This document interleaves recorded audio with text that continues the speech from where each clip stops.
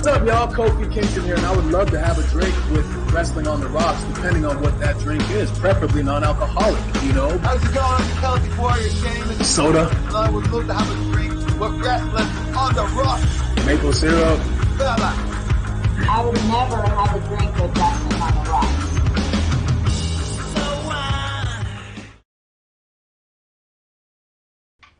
Welcome to the dive bar of the IWC. Welcome to episode 1 of Wrestling on the Rocks. I'm at Ref Marsh. We are at WOTR, the show.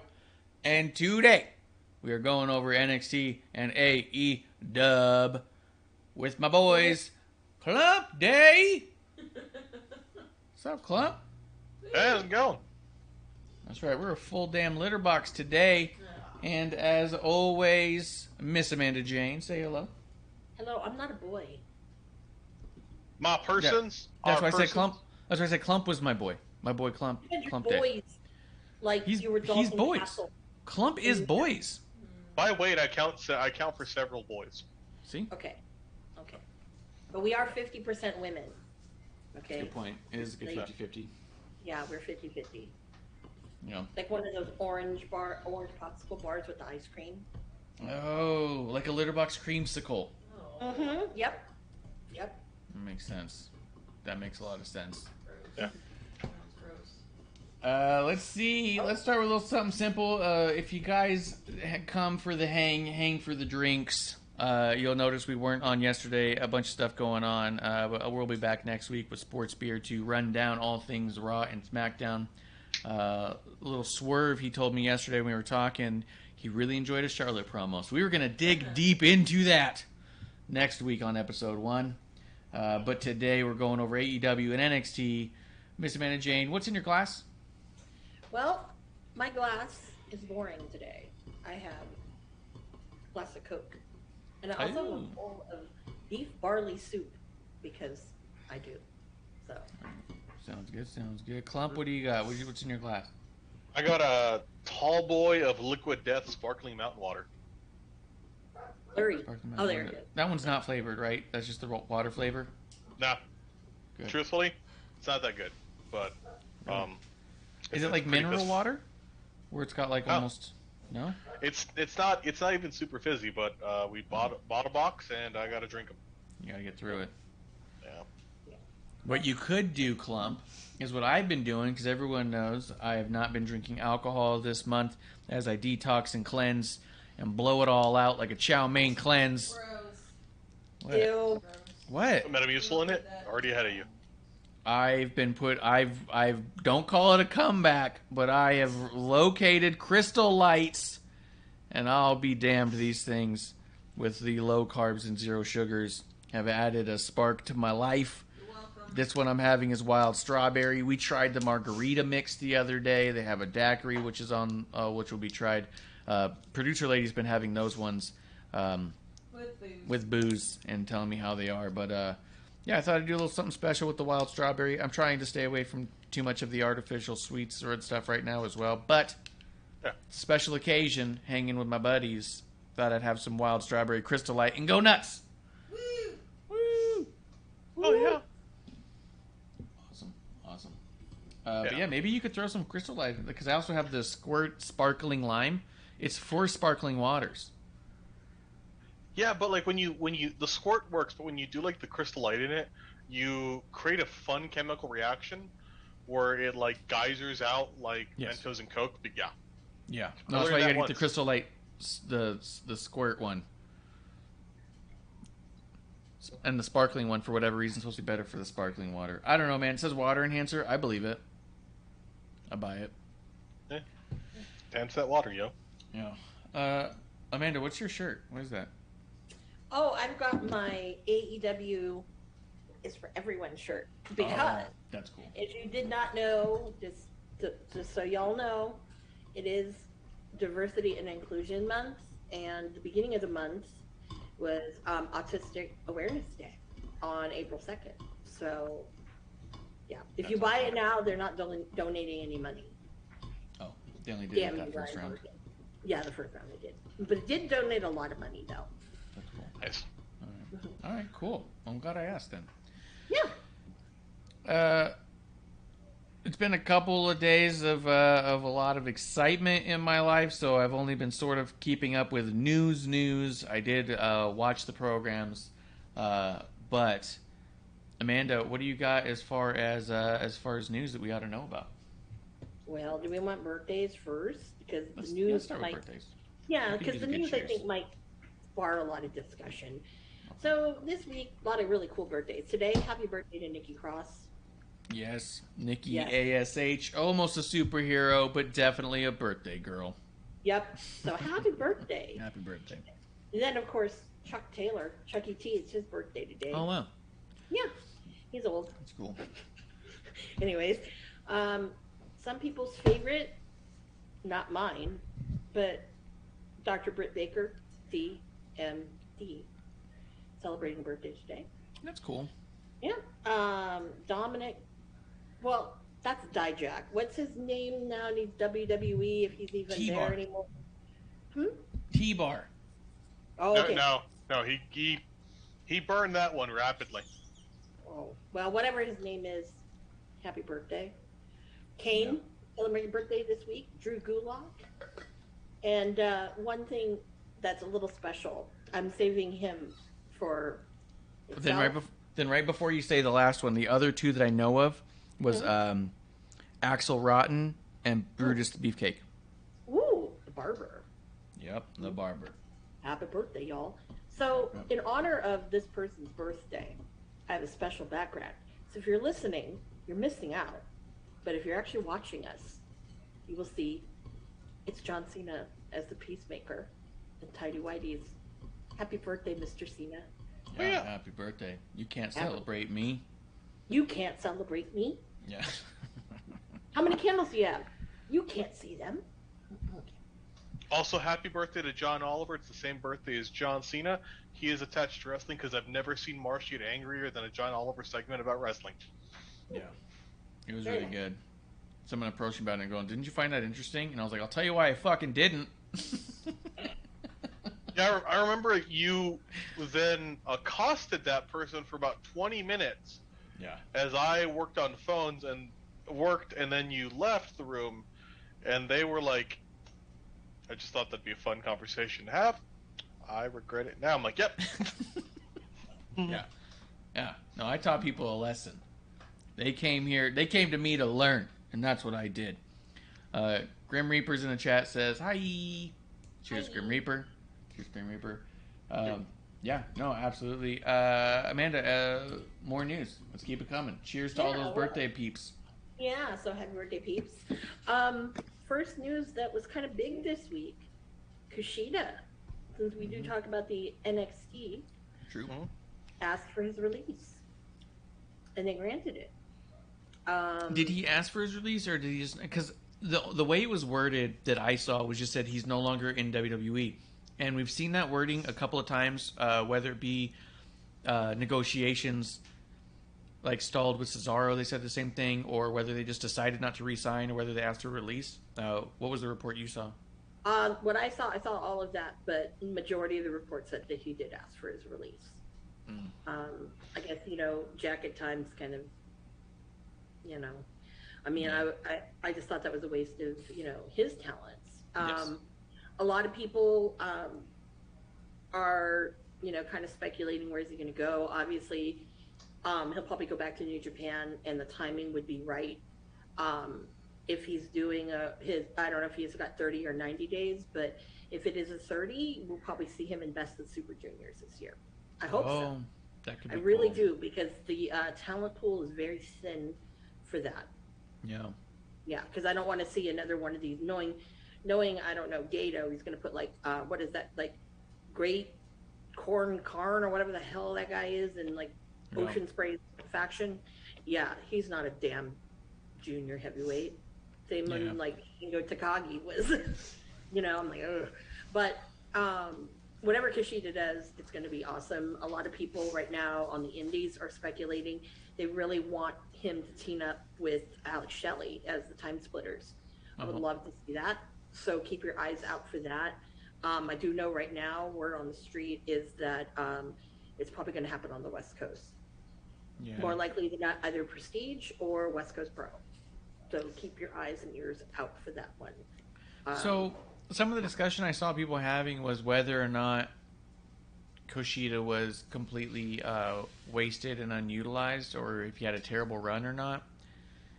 I think I'm kind of split on it. Like, I do think you could have done a lot more with him, but I don't think he had a bad run necessarily. The jacket time stuff really slowed it down and all, but it also was at a time where what were they going to do, and how far was he really going to go?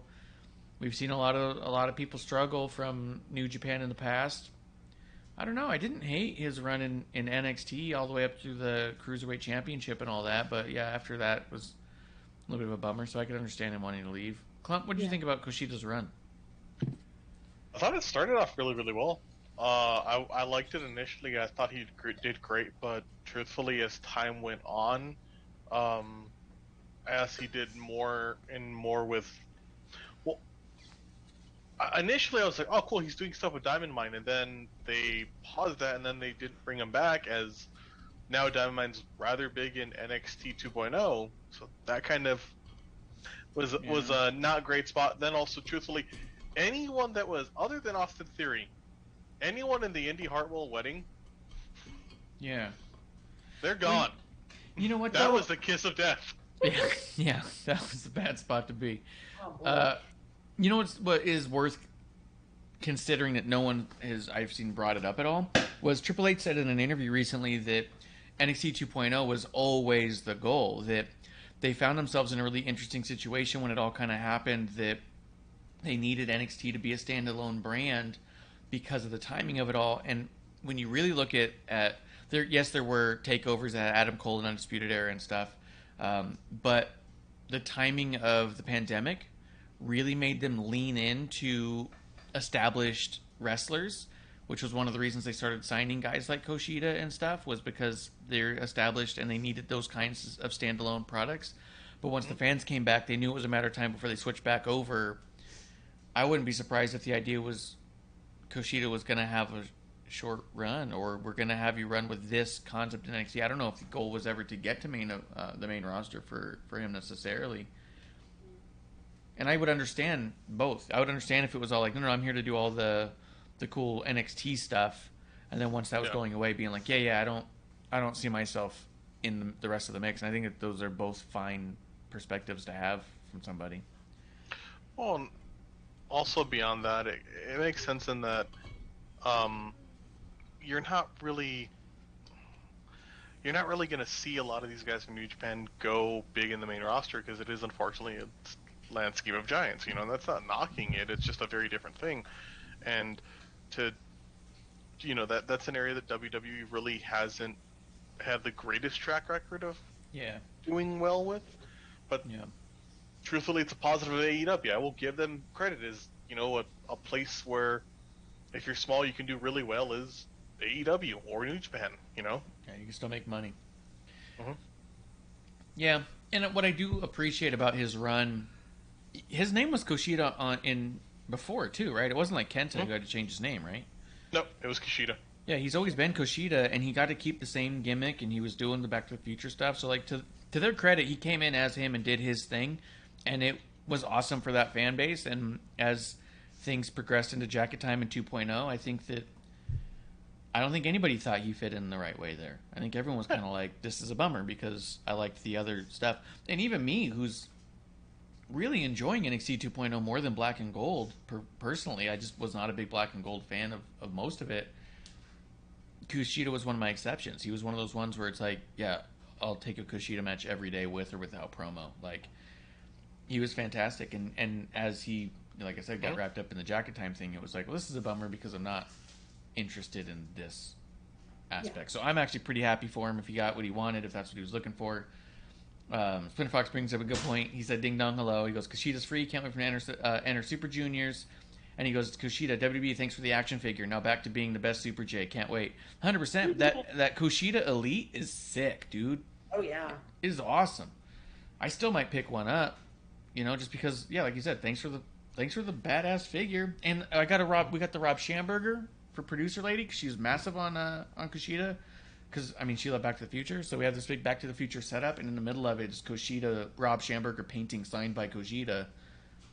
Like, you know what? That's if this is all we got out of it, that's still a hell of a lot in my mind. We got signed Rob Schamberger, Kushida Elite. He held the Cruiserweight Championship. We got great matches through there. I don't know. For me, it's a win.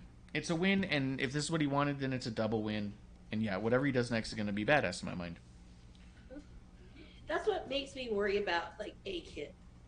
Is very similar style, and I had read somewhere with the Kushida thing is a lot of people said that once Triple H kind of was starting to get out of the picture, they really didn't know what to do with him. And which I get, because of who's running it now with 2.0, but still, it's kind of like this is one of the like best junior size wrestlers in the world. Yeah. Like, what do you mean you don't know what to do with them? Well, yeah, but that falls back to the Triple H thing. That the plan was never to really know what to do with him. He was brought in during where they had a gap for that kind of talent to create those kinds of matches for these like pandemic era product that could stand on its own. And as fans came back, it was always like, yeah, we don't know how you fit in this because you never were meant to. Which is a bummer, but also isn't the worst thing theoretically. You know what I mean? Like, he was never meant to fit in that big picture. He was meant to fit in the thing, and he did it, executed it perfectly. And now he gets to move on. He has WWE T-shirt and action figure. Like, you know what I mean? Yeah. Yeah. I don't know. Clump, what were you about to say? No, I to me, I get it. Like, it sounds shitty when you think of it and you're like a diehard, but it makes sense as to build up these people that they're going in, like having, you're gonna have people that are gonna get passed to the side and stuff like that. I think what's funnier or maybe kind of weirder is that the people that were there longer, and you're like, see, is this all the goal? Like for people like Andrade and Gargano, is that the goal for Ciampa, or is it just I don't know. I think you had more of a mix then than you're going to have now. I think now they're bringing in people with the full-on intent if you're going to the main roster. And I think that there was a time when the intent was not 100% that. Yeah. Like, I think that's what Karrion Kross stood out when he came through, this guy is destined for the main roster in a sea of people right now on the top who are not. You know what I mean? Like, the constant back and forth everyone had consistently was what's going to happen to Adam Cole? How will he work in the main roster? How is this supposed to be? Johnny Gargano, what's he supposed to do? Ciampa said he doesn't want to. The conversations revolving around who shouldn't go are going to die down, but you had a mix of that back then, and I don't think you're going to have as big of a mix now. And like you said, as a diehard Kushida fan, it's like shitty because you go, oh no, that guy was on the show I watched. But it also is like a fan of the people and what they want. It's also like, you know what? He had a good run, and now he's going to do more things, and some cool stuff came out of it. Oh yeah. Plus, he can go back and he's got more stock in New Japan. Oh. Yeah, he's never gonna not go back there. Yeah. And it'll be a bigger deal when he does make appearances in AEW, which is bound to happen, especially with that announcement coming out. That he's going to be involved somehow there. So, Grim Reaper says, "Oh, go ahead." I was going to say also now that you have the New Japan USA so strong, there's a lot of opportunities as well. So it's not like it's just the Japanese going back into Japan. I mean, it's got a lot more, substance. So, I mean, I could see him even doing some of that as well, too, and that kind of crossover, like some of them do, especially because now he's got that residency in the States, so to speak. Yeah. So. Yeah, he's gonna be one of the. I think he'll be a bigger name when he goes back because he had such a decent run there. Like, I think that's one of the issues with Kenta. He didn't have that good of a run in NXT. Yeah. So he went back with almost no more extra stock, I think Kushida's going back with a lot of stock. Oh, yeah. Grim Reaper says, your factoid of the day, A-Kid is first the name alphabetically in WWE. So he's like the first name when you look up the thing. God damn it, Splinter Fox. Or Grim Reaper. Splinter Fox says, Adam Cole's a flounder. He can't get back afloat. Johnny, I see going back to the E. I don't want him back. You can have him, Splinter Fox. Take him. Well, he's been working out of the Performance Center. Has he? Yeah. That's funny. Boy. Yeah, Malcolm Bivens posted a picture of him at the Performance Center. Oh, well, he's probably... Cause I think his wife's coming back. Yeah. But either way. Spinner Fox says, I would love to see Kushida versus Yuta. Blake Christian rematch Kushida. That would be awesome. He said, no, F Johnny Wrestling. No, dude, you can have him. He's yours. He's yours now. That's all I really had to say about the Kushida stuff. I'm excited to see what he does next. I'm happy we got Elites and Rob Schambergers. Here we are. Yeah.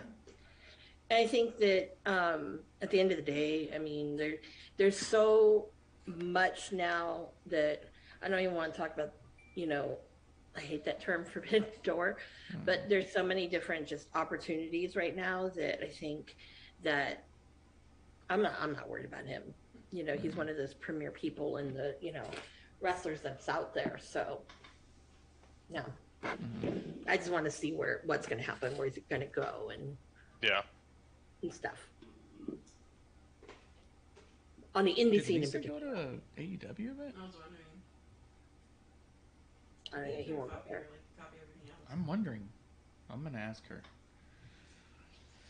I'm just noticing, before we get into it, I am noticing at Britt Baker's entrance on Dynamite that they have a lot of those little DMD flyers, the style of which Lisa Schnurr, the super fan of WWE who shows up and hands out the little tiny flyers. Queen sign. Queen. It's very much that, our sign queen.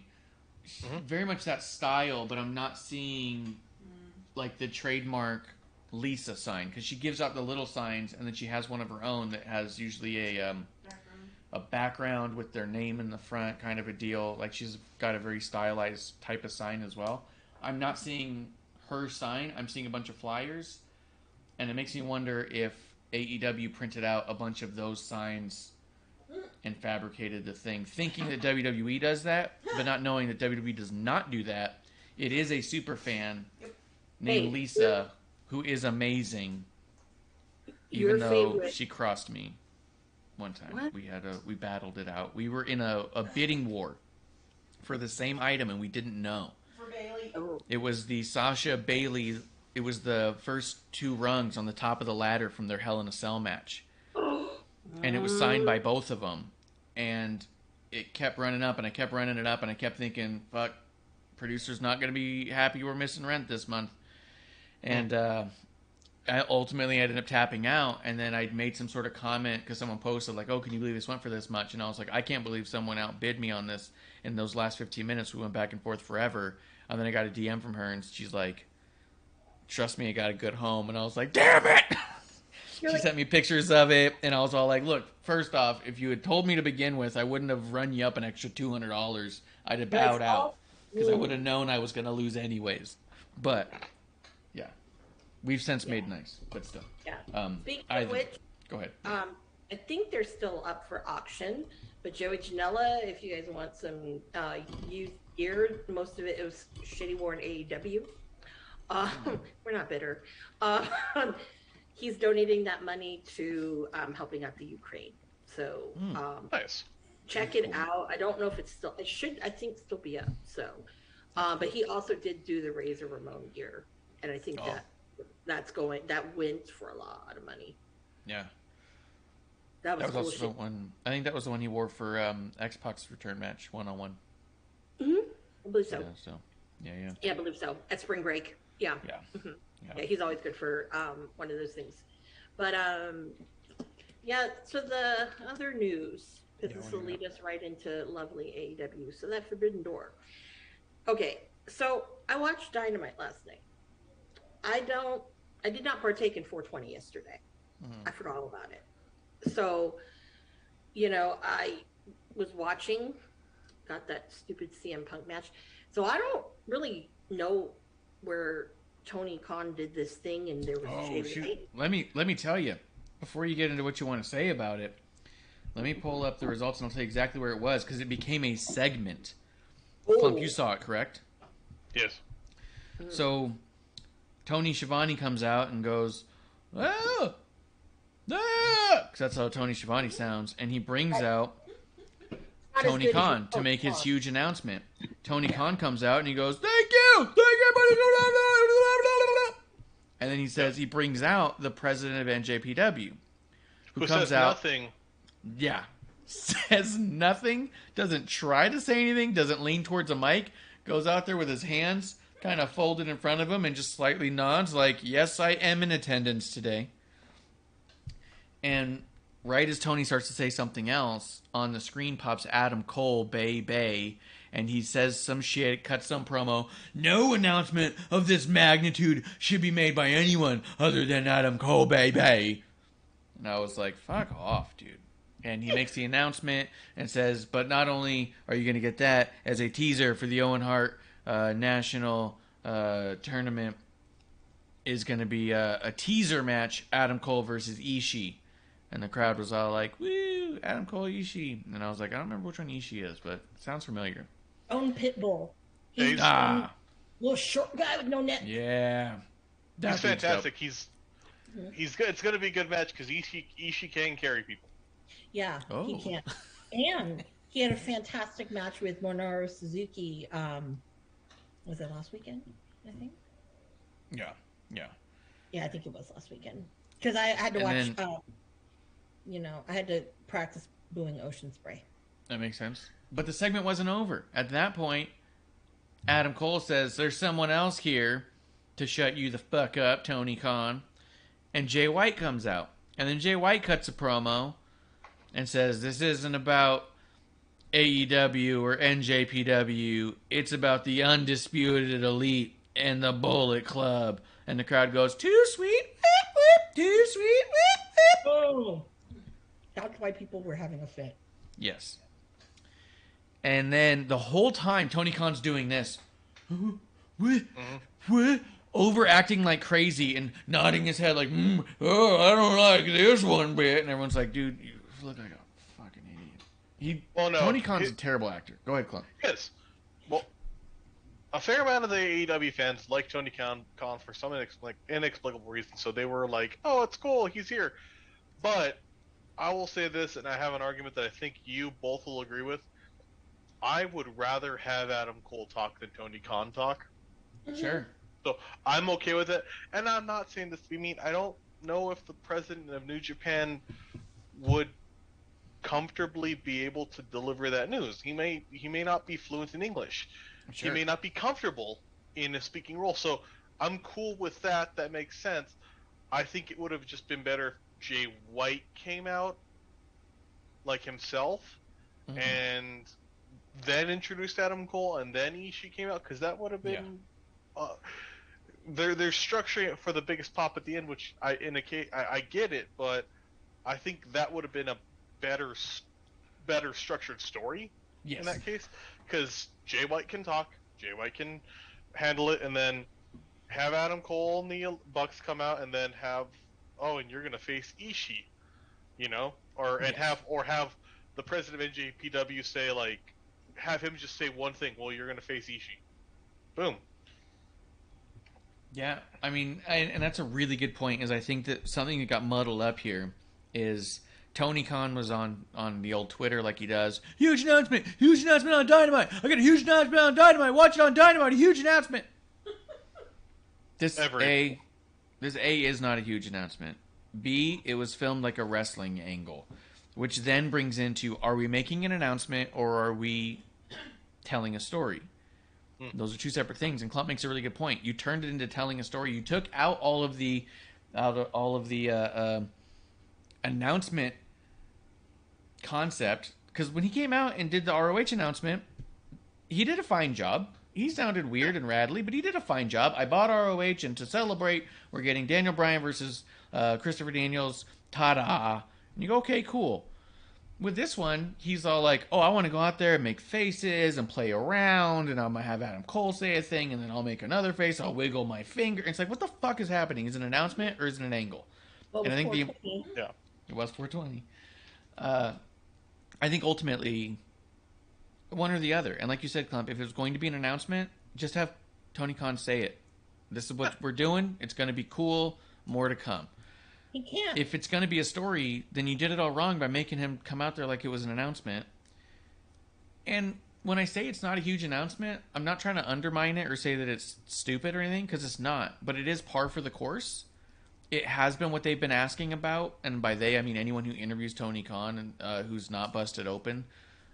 Every time they go, are we going to get a super show of NJPW and AEW because they're working together? I've even seen people who work more in the NJPW strong office get interviewed and be asked, are we going to get that super show? This was par for the course. They've been doing it. They even called it the Forbidden Door because they have NJPW people on there. The fact that he goes, it's going to be an event like you've never seen before. And I was like, it's going to be a collection of matches much the same as we have seen before. This is par for the course. And it's the right move, and it is really cool, and a lot of people are going to love it, and we're going to get some really cool matchups that we haven't seen yet.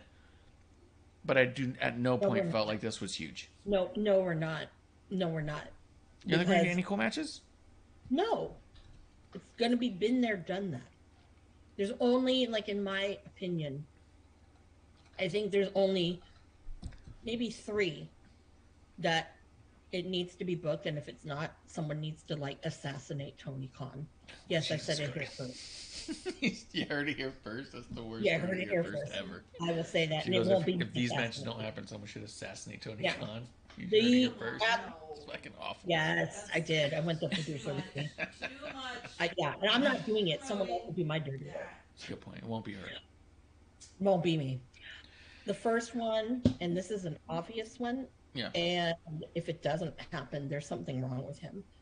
And then I don't know why he spent all this money on Daniel Bryan or Brian Daniel, whatever the fuck. Him and versus Sabre Jr. Yeah, that one's got to happen. If it doesn't, then that right there, like that's no forbidden door. No. That's a good point. And if nothing else, that would be a match they would book strictly for Dave Meltzer. Because Dave Meltzer's had such a hard-on for the two of them forever and has always pitted them against each other. But here's the thing. It's not just for Dave Meltzer. I mean, there are people who, like for me, I love that style of wrestling. And when you get these idiots I'm the best in the world at this and this. Gresham says it. Danielson says it. Yeah. Zack Sabre Jr. says it. The only one that, like for me, that I think has proven himself has been Zack Sabre Jr. Yeah. And, unlike, and I'm not saying it's because I don't like Ocean Spray, but unlike Ocean Spray, who gained weight to be a heavyweight and can't do his moveset that he used to do, yeah, Zack Sabre Jr. has gotten, I think, even more lethal than he was before. Now that he's really kind of bulked up and he doesn't look like a twig. But I mean, that's the obvious one of you need to have that. The second obvious one is if Kenny is, rested, which I have a feeling Kenny will be back, is if you reunite the Golden Lovers, because people want to see that again. Mm-hmm. And the other thing I think too, really, to be completely fair, is I really think that they should integrate some of that LA dojo and some of the people that are on the USA Strong, and kind of weave them into like Ring of Honor, somewhat of AEW. Because I'm sorry, I think that people like a Chris Dickinson, Carl Fredericks, those guys would just be amazing and need more of that platform of, being on TV. And I think a great program would be like, Dickinson and Eddie. I mean, come on, that'd be a great one. I don't know if that ever happened before. I'm assuming maybe but whatever. But I think things like that. I want to agree. I just feel like we haven't seen anything from Eddie in a while that puts him in that stratosphere to me. I know he's capable of it, but it's been a while. He did show up at New Japan in Chicago. Mm-hmm. That was a shock to me. But then when he did that, I'm like, oh yeah, that's what Tony Khan's going to be talking about. Because who did he call out? He was trying to call out, who was it? Tanahashi? Maybe? Hmm. Yeah. And then he made fun of his hair. I'm like, that's one thing you don't do, Eddie Kingston. You do not make fun of Tanahashi's hair. It's beautiful. It's like petting a unicorn. Mm. And I'm very jealous of Jeff Cobb because Tanahashi straightened his hair. And I asked him, what did it feel like? And he said, it was magical. And I'm like, I'm so jealous. Oh. Yeah. That Anyways. makes sense. Yeah. But I mean, honestly, I think that there's a lot that could happen with it. And I mean, I know Ring of Honor tried to do that with the Super Card of Honor, but that was a big failure. Yeah. So it just made everything look very embarrassing. And I'm hoping that, as far as like with the referees go, like there's certain people who should not be working some of those New Japan matches. Yeah. There's some who should not, and some who should. Yeah. So that's just my opinion. I gotcha. Let me run through the chat real quick. Spinner Fox says, NJPW GM got a great pop though. That's true. Yeah. He says, I really hope. I mean, but I will agree with you, Clump, where there was a certain point of him coming out that almost felt cheap and like a token. Like, look, he's here, ta-da, and like he was just kind of background immediately after. That was a little weird. Like they could have handled him, just I don't know, in a way that if they hadn't tried to make it some sort of weird angle and had made an announcement, it would have been much cooler to have him there. But if you're going to make it the other thing, like you said, maybe have him walk out behind Jay White or something. Like, oh, sanctioned by the guy, you know? Or, and I forgot that Harold isn't the president anymore. Oh, yeah. Because pandemic and all that. I totally forgot. Spinnerbox says, I really hope Omega and Ibushi are healthy at Forbidden Door, but I don't think that match will happen. He goes, Tony needs to keep his bitch ass in the back. He says, only Jay White. Fuck Cole. These huge announcements are pissing me off, he says. A, there are too many announcements. And B, why the fuck does it have to be Tony all the fucking time? Damn selfish little man. And I think also, like Clump said, even the way you made it into a story was such that it didn't need the build of a huge announcement, because it almost... I think it made it less than. I think by saying there's a huge announcement, watch, there's a huge announcement, and then he goes, we are doing that pay-per-view everyone's been asking about. It would have been, I think, bigger if, like you said, it was the Adam Cole thing, and Jay White showed up, and it was... Because they'd cut that Undisputed Elite promo earlier. You could have had a whole Bullet Club thing go on, and then being like, you know what? Not only is this going to happen... But then you have like footage in the back, and there's Tony and the GM from NJPW. What are they talking about? And like make it into a thing. And people go, "Oh, holy shit, we're gonna do a whole thing," you know? Yeah. Like you could have done something. I don't think the casual AEW viewer or the diehard knows who the president of New Japan Pro Wrestling is. No, but Tony Schiavone should and would say it on commentary, or Excalibur would. Oh my God, that's the GM from NJPW. Do you think they're, you know what I mean? Oh, I just got this word in. Like, you don't have to make it too fancy. And, I mean, they say so much shit that's not believable anyways. It'd be fine to go like, this just in. I think they were probably told not to say anything because, you know, the little big man has to have his moment. Yeah, that's my point, is he didn't have to have his moment. He could have just made it be a thing that happened on the show. And people were like, holy shit, did you see what happened? Instead of being like, huge announcement, huge announcement. Is it the thing we thought? Yeah. Okay. Yeah. And the other thing that should happen, but it won't happen because he's injured, and screw you, Ocean Spray, for injuring him, is I would have loved to see Sonata and Ricky Starks in a little style battle, because they're both kind of stylish men. That would have been awesome. But, they could do a catwalk. Yeah. I don't know. But I don't think we're going to bring a injured person. Yeah. Shitterbox says, I have a feeling the ladies won't be involved, which sucks. Julia from Stardom or Sane needs to face Thunder Rosa. NJPW doesn't have any women, right?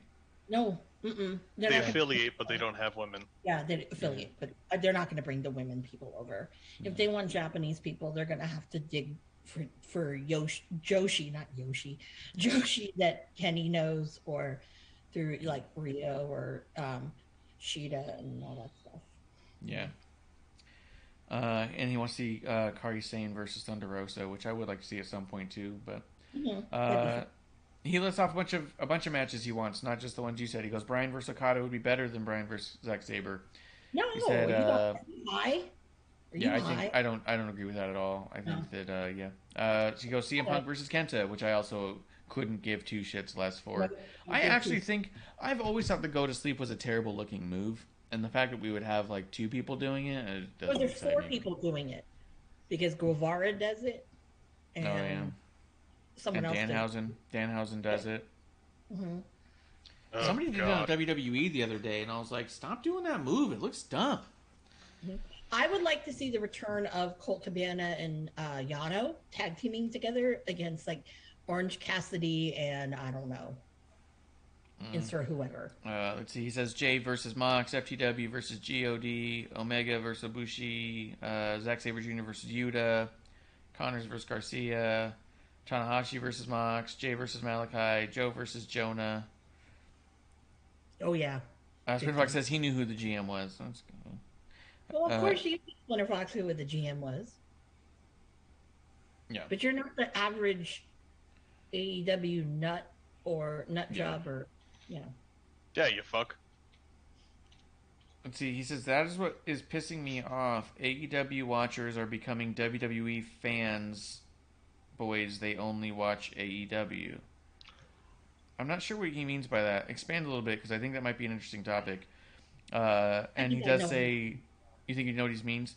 He does say Sonata would beat Baby Rock's ass, Amanda. So just so you know. Oh well, I liked him, but I'm a huge fan of Sonata. Yeah. So that wouldn't be the worst. He's my favorite member of LIJ, and I, for the longest time, New Japan was grooming him to be the next Okada, and I don't know what happened. Yeah. And when Evil left, I was like, no, that was supposed to be Sonata, but because they had set it up really well, that was the biggest like swerve I've seen that New Japan had done. That I was really like, oh man! And look where Evil is now. He's horrible as a singles wrestler. He's better back in the tag team. Yes. But, gotcha. Oh, Spin Fox says AEW fans only watch AEW. They don't watch other wrestling. Like he thinks, like because there is a sect of WWE fans that watch literally nothing else. There is a sect of AEW fans, probably a large sect that only watch AEW, nothing else, and It's a really interesting audience in the fact that I think it's kind of cool that even though they don't seem to watch or know what's going on half the time with some of that stuff, they'll still pop because they know they're supposed to. They still want to play along, and that's kind of fun. Like, I don't hate that. But you know, when you're sitting there on, like, I don't know, social media platform, and there's some hills that people like to die on that don't make a lot of sense, it's like, you might want to at least educate yourself a little bit before you open buka. So... And he does say Suzuki versus Darby Allin, I think, could happen. I don't think I'd want to see that. I would watch it if Suzuki just absolutely just destroyed Darby. That would be funny. I want him to destroy Sammy Guevara. That would be good. Beat the shit out of him. Oh yeah. Clump, I feel like we haven't heard enough from you. A lot in the chat. A lot from me and Amanda. What do you think about the AEW NJPW Super Show, the Forbidden Door? I think it's a good idea. I'm excited for it. I mean, no matter how long this has been, and we know it's been happening, it's been this slow build, it is still cool to see it actually happening. I'd like to see more down the road. Like, I'm excited for this, but I'd love to see this continue on and we have more events moving on thereafter. I think this really just served a good purpose to get people in and excited, though I feel it wasn't nearly as well received as I thought. The pop wasn't that big, really. Like, anywhere that I thought it'd be. But also then, like, and I'll knock AEW here, because they do this with WWE a lot. That center seemed a lot less full. Like, it didn't seem sold out. Oh, yeah.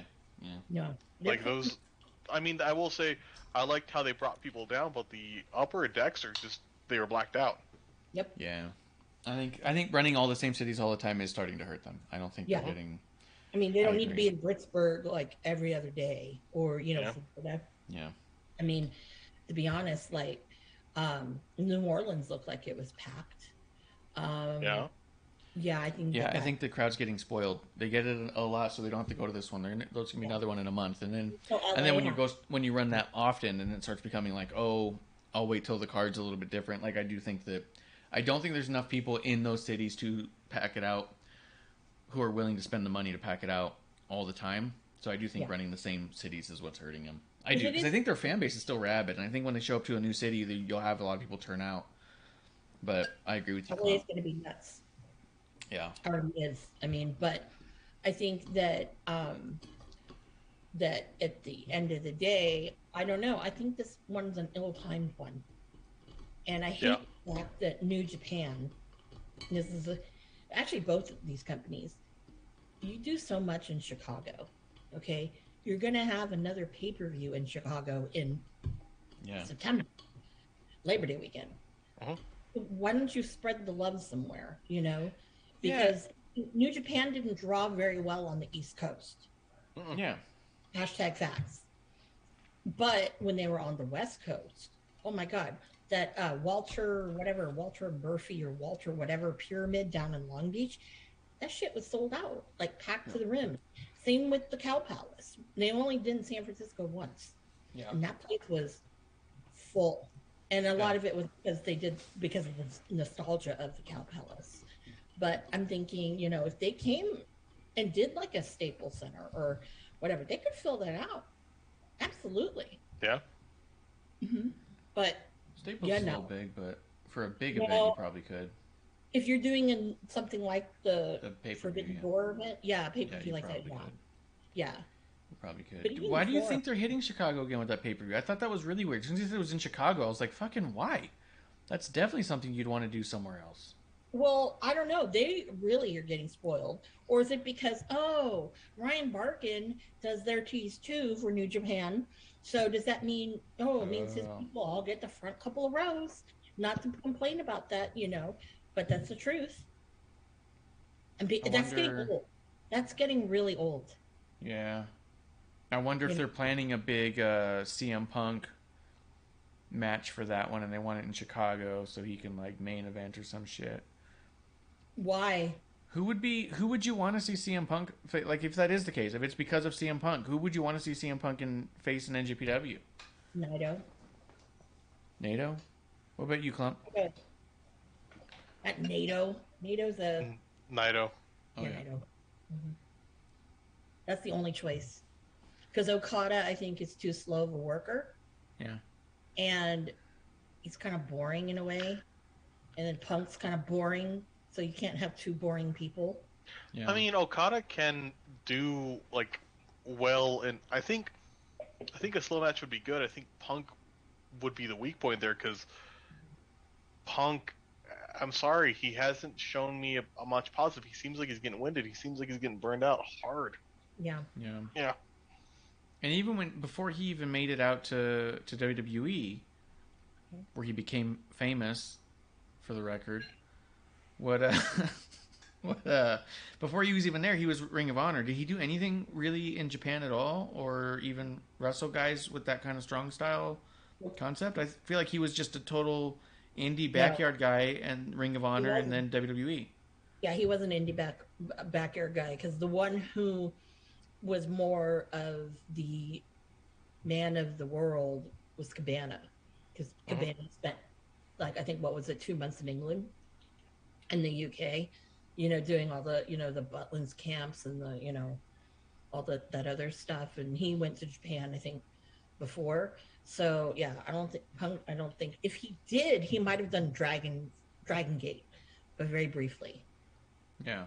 I'm not a full fan, so I don't quote me on that one. Clump, is there anybody you want to see? I agree with what you're saying about Punk, so I don't want to be like, what's your dream match? Because I think it's misused anyways. But is there someone in New Japan that you think would have a match that you would be excited to see that would involve CM Punk, or not really excited, just okay to see kind of a deal? I think Naito would be good. I think I'm okay with Okada, but I think that's just because I give Okada a lot of credit in his ability to carry people. Yeah. I think he could make any match really good. I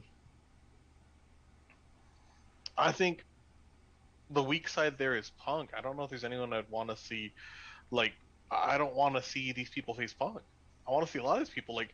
And I feel like putting them with Punk kind of wastes them. Mm-hmm.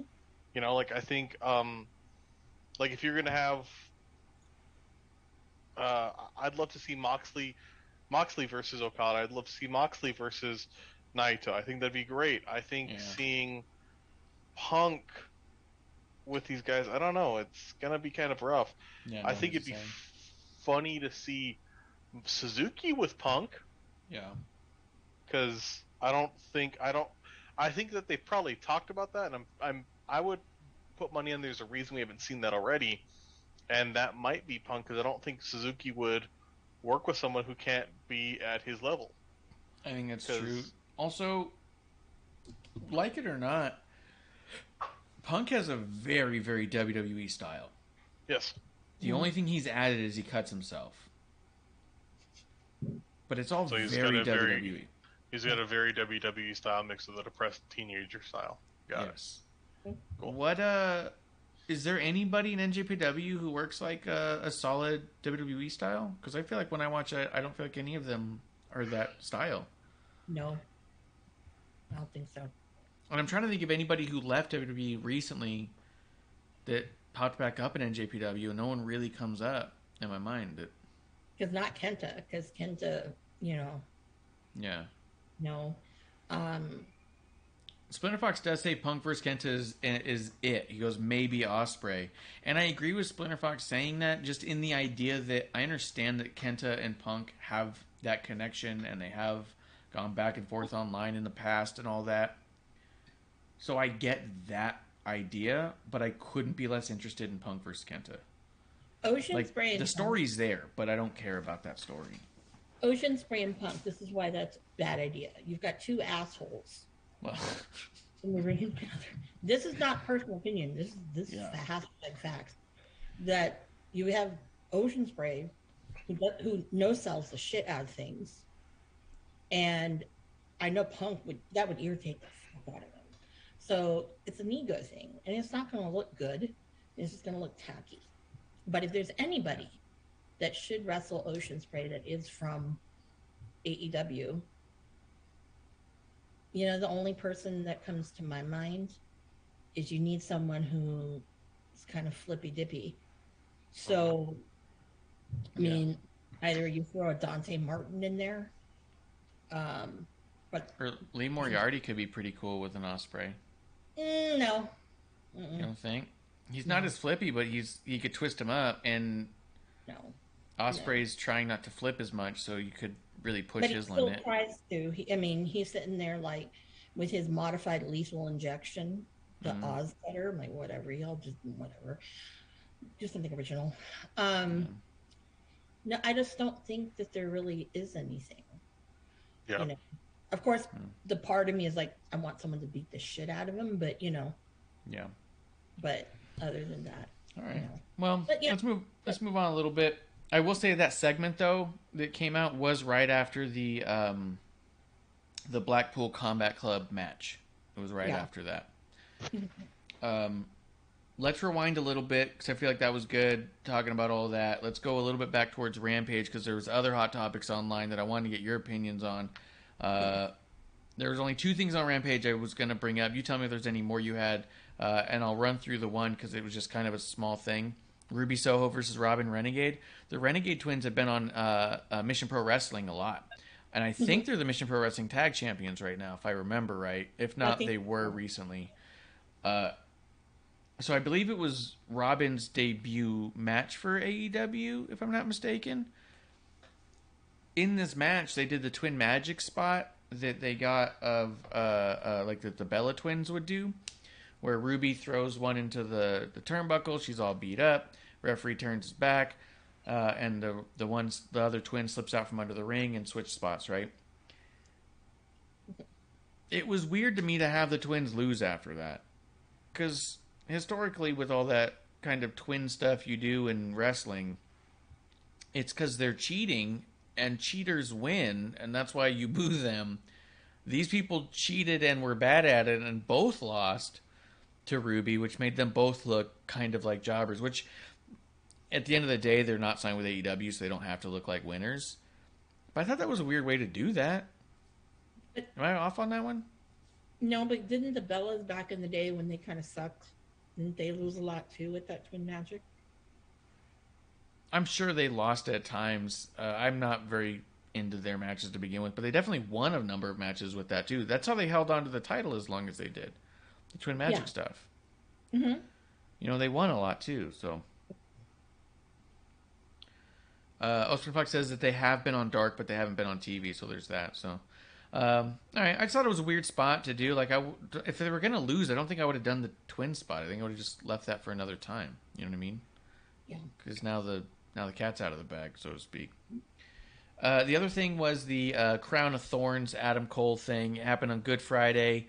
Adam Page puts a Crown of Thorns barbed wire on Adam Cole's head, does that reverse pile driver thing, I forget what it's called, through the table, gets the win.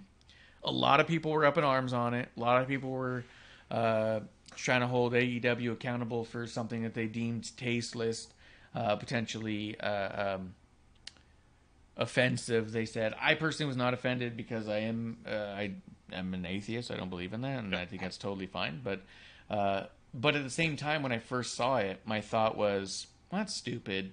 Not because it's like dangerous or anything, but just because it's kind of lose-lose. Like, I just thought it was stupid because you won't have anybody who's going to say, oh, they put a Crown of Thorns on a dude on Good Friday, I'm going to start watching that show. I wasn't watching before, but I'll start watching now. But you do run the risk of offending someone enough to stop watching a show. So It felt like the risk versus reward thing was so dumb that why would you bother? You don't need to do that. Just don't do it, because no one's going to celebrate you for doing it. The best case scenario is you have people defend you from people who were offended. Mm-hmm. Does that make sense? Mm-hmm. Yeah. Yeah. I wasn't offended. I don't care. But I go, someone's probably going to be offended by that. And then lo and behold, online, people were definitely offended by that. I was like, why would you bother doing that? Any thoughts on that? We'll start with Clump, because Amanda's having a bit of a snack. I mean, I agree with you. I feel like I could get why people would be upset by it, but I also like it's if anything, I'll applaud them in that it's kind of it's an interesting move to make, knowing your audience. Yeah, that's my point. You know, your audience is, wrestling is a rather kind of middle of the road, kind of conservative audience. Just the nature of wrestling. Yeah. So having them kind of do that, it's kind of cool, but doesn't really mean a heck of a lot to me. Yeah. I also think that Eric Bischoff had brought up a good point, just saying, because Sean Ross Sapp tweeted out that he was laughing his ass off, thought it was the funniest thing to do that on Good Friday, how amazing. And Eric Bischoff's point was, from people who specifically who want to hold others accountable and talk about the inclusivity of stuff and not trying to, the wrestling is for everyone concept, you are literally laughing in the face of other people who will now feel excluded. You know what I mean? Like, it's a bit of a double-edged thing there. Is it really for everyone, or is it just the everyone that you want it to be? Or are you laughing at that because of this or that? It was just a good point, because then in Eric Bischoff's thread, you had people defending both sides, which I was like, this is really like splitting people's thoughts on it. Where, to be honest, Splinter Fox's point is A, terrible, but B, also fine. He goes, WWE does dumb shit all the time. Wrestling does dumb shit in every company. Yeah, doesn't matter what WWE does, first off. We're talking about what AEW's doing and their fan base holding them accountable. But secondly, AEW doesn't have the goodwill that WWE has. WWE has a huge history of awful shit. Yeah. But they're 50 years in a $1 billion company. Multiple billions. Like, they can get away with stuff and then say, yeah, maybe that was a bad idea. AEW is still young, and they're still on a network that's going through major changes right now. I'm just saying, why would you rock the boat right now? Again, I'm not offended by it at all. I was just all like, seems weird to do that right now. You know what I mean? Like, especially because you want to be different then, right? You want to say we're not like the WWE. You want to say we don't do offensive shit for no reason. WWE does that stuff. We try to be inclusive. It's just a weird thing. You know what I mean? Yeah, no, I agree with that, and I think it's a rather astute point. Is it's a weirdly positioned idea, to do it now, to do it. I don't. To me, another positive to it is it's kind of bold, Yeah. Yeah. But. Yeah, but I think that, I just thought it was a weird thing, like you said, because also there is a very conservative fan base to wrestling in general, but AEW has a very liberal fan base who are you really catering to? And are you trying to cut some people out? Maybe you are. I don't know. But it just seemed like, I don't know. It seemed like a weird move that didn't make sense and felt like it had a lot more risk than it had reward. Yeah. Just weird. But again, I wasn't offended by it. I wasn't offended when Mae Young had a baby hand. Doesn't bother me. Just is what it is. And I agree with Spencer Fox that, yeah, wrestling does dumb shit sometimes. Yeah. At the same time, if WWE did that, they could lose sponsors. Yeah. For one. They're a publicly traded company. They have to watch themselves from doing shit like that. For two, if WWE does that, they're probably not losing their Fox deal. There's a lot of talk going on right now between Time Warner and Discovery becoming merged. CNN Plus is going away. They already announced they're going to be doing, was it $3 billion worth of cuts within the first 30 days, and we're not sure where it's coming from yet. You'd think you'd just be kind of like minding your P's and Q's and being like, look we get steady ratings. Things are good. We're not even offensive. Like, oh, we don't rock the boat. You know what I mean? Like, I think you'd be fucking minding your stuff. So I was just like, weird. Are you trying to weird time to push the envelope. When WWE did it with USA, it was giving USA the biggest ratings they had ever seen. WWE 100%. put US, yeah, and WWE put USA on the map. They were just some shitty cable company, and then Raw came out and did all this offensive shit, and everyone said, "Look at this," and USA was kind of like, "All right, let's get LaFemme Nikita in here." Like, they changed the face of the channel. I don't think AEW's in giving ratings to TNT or TBS that they've never seen before. 100%. It really isn't. It's, if anything, it's just kind of edgy kids, if it makes sense. Yeah. Yeah. I don't know. Just, to me, it wasn't a conversation about being offended. It was a conversation of awkward timing for that.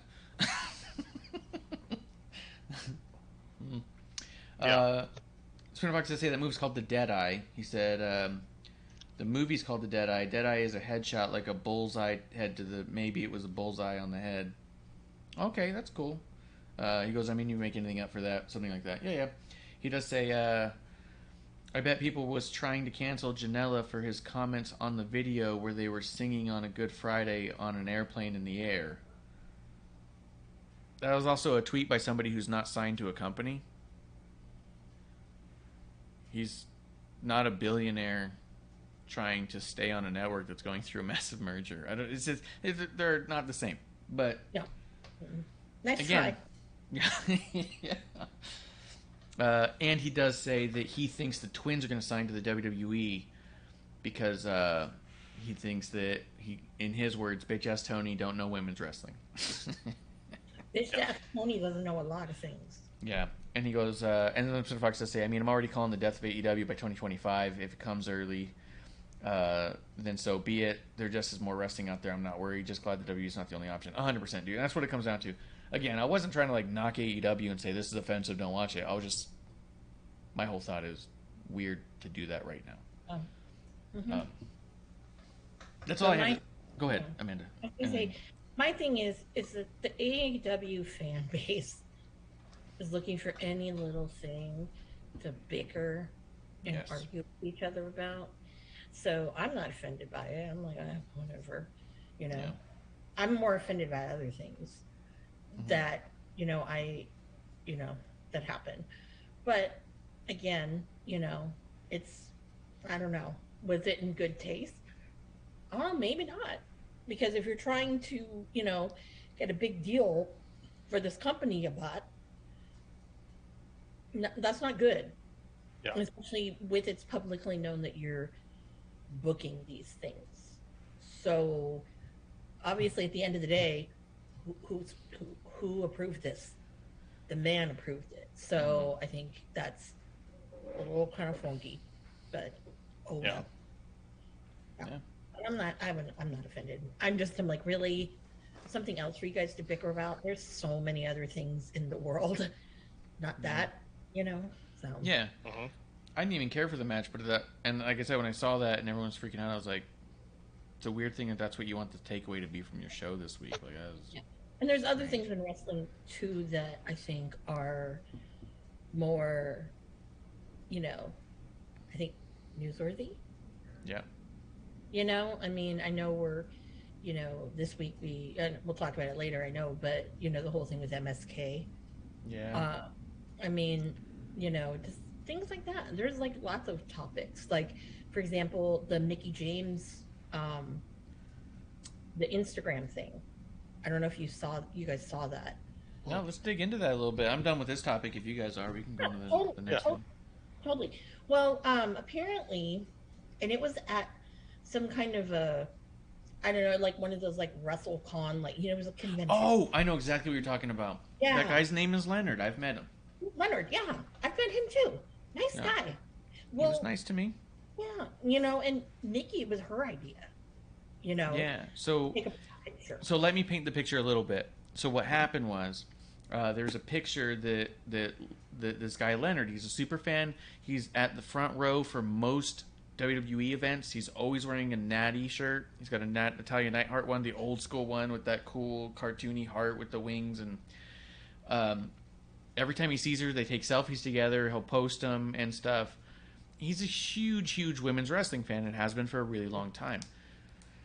He ends up posting this picture where he's in like a tuxedo t-shirt, and Mickey James is in this like really nice dress, and they're doing the prom pose.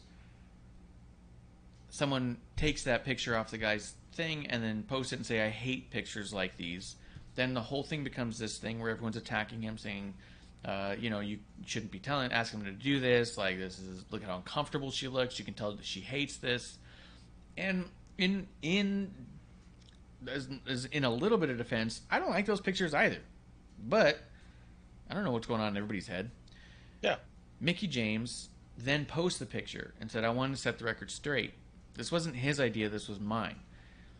She then said that it was a fundraiser, and they were auctioning off that very dress that she was wearing, and he won that auction.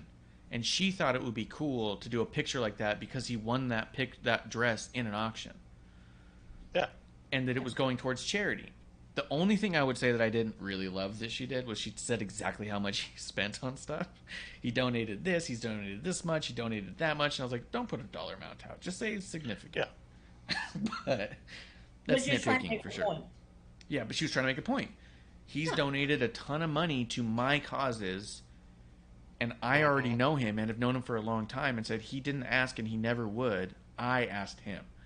And so she came to his defense. So, Amanda, that's the thing. Although Spin Fox does say, he says he's going to make RIP All Elite shirts to sell on Etsy. That's funny. He goes, we all know IWC will say dumb shit about anything wrestling, dogs, food, etc. That's funny. So, Amanda, that was the setup of the scene. But I thought it was really cool she came to his defense and so clearly. What were you going to say about it? Yeah. One of the things that I got to give, I love Mickey James. Don't care for her husband, but I love Mickey James. Yeah. And, a lot of these wrestlers, when there's people like Leonard, people like, well, I don't want to, I'm not gonna use Izzy as an example. That's a horrible example.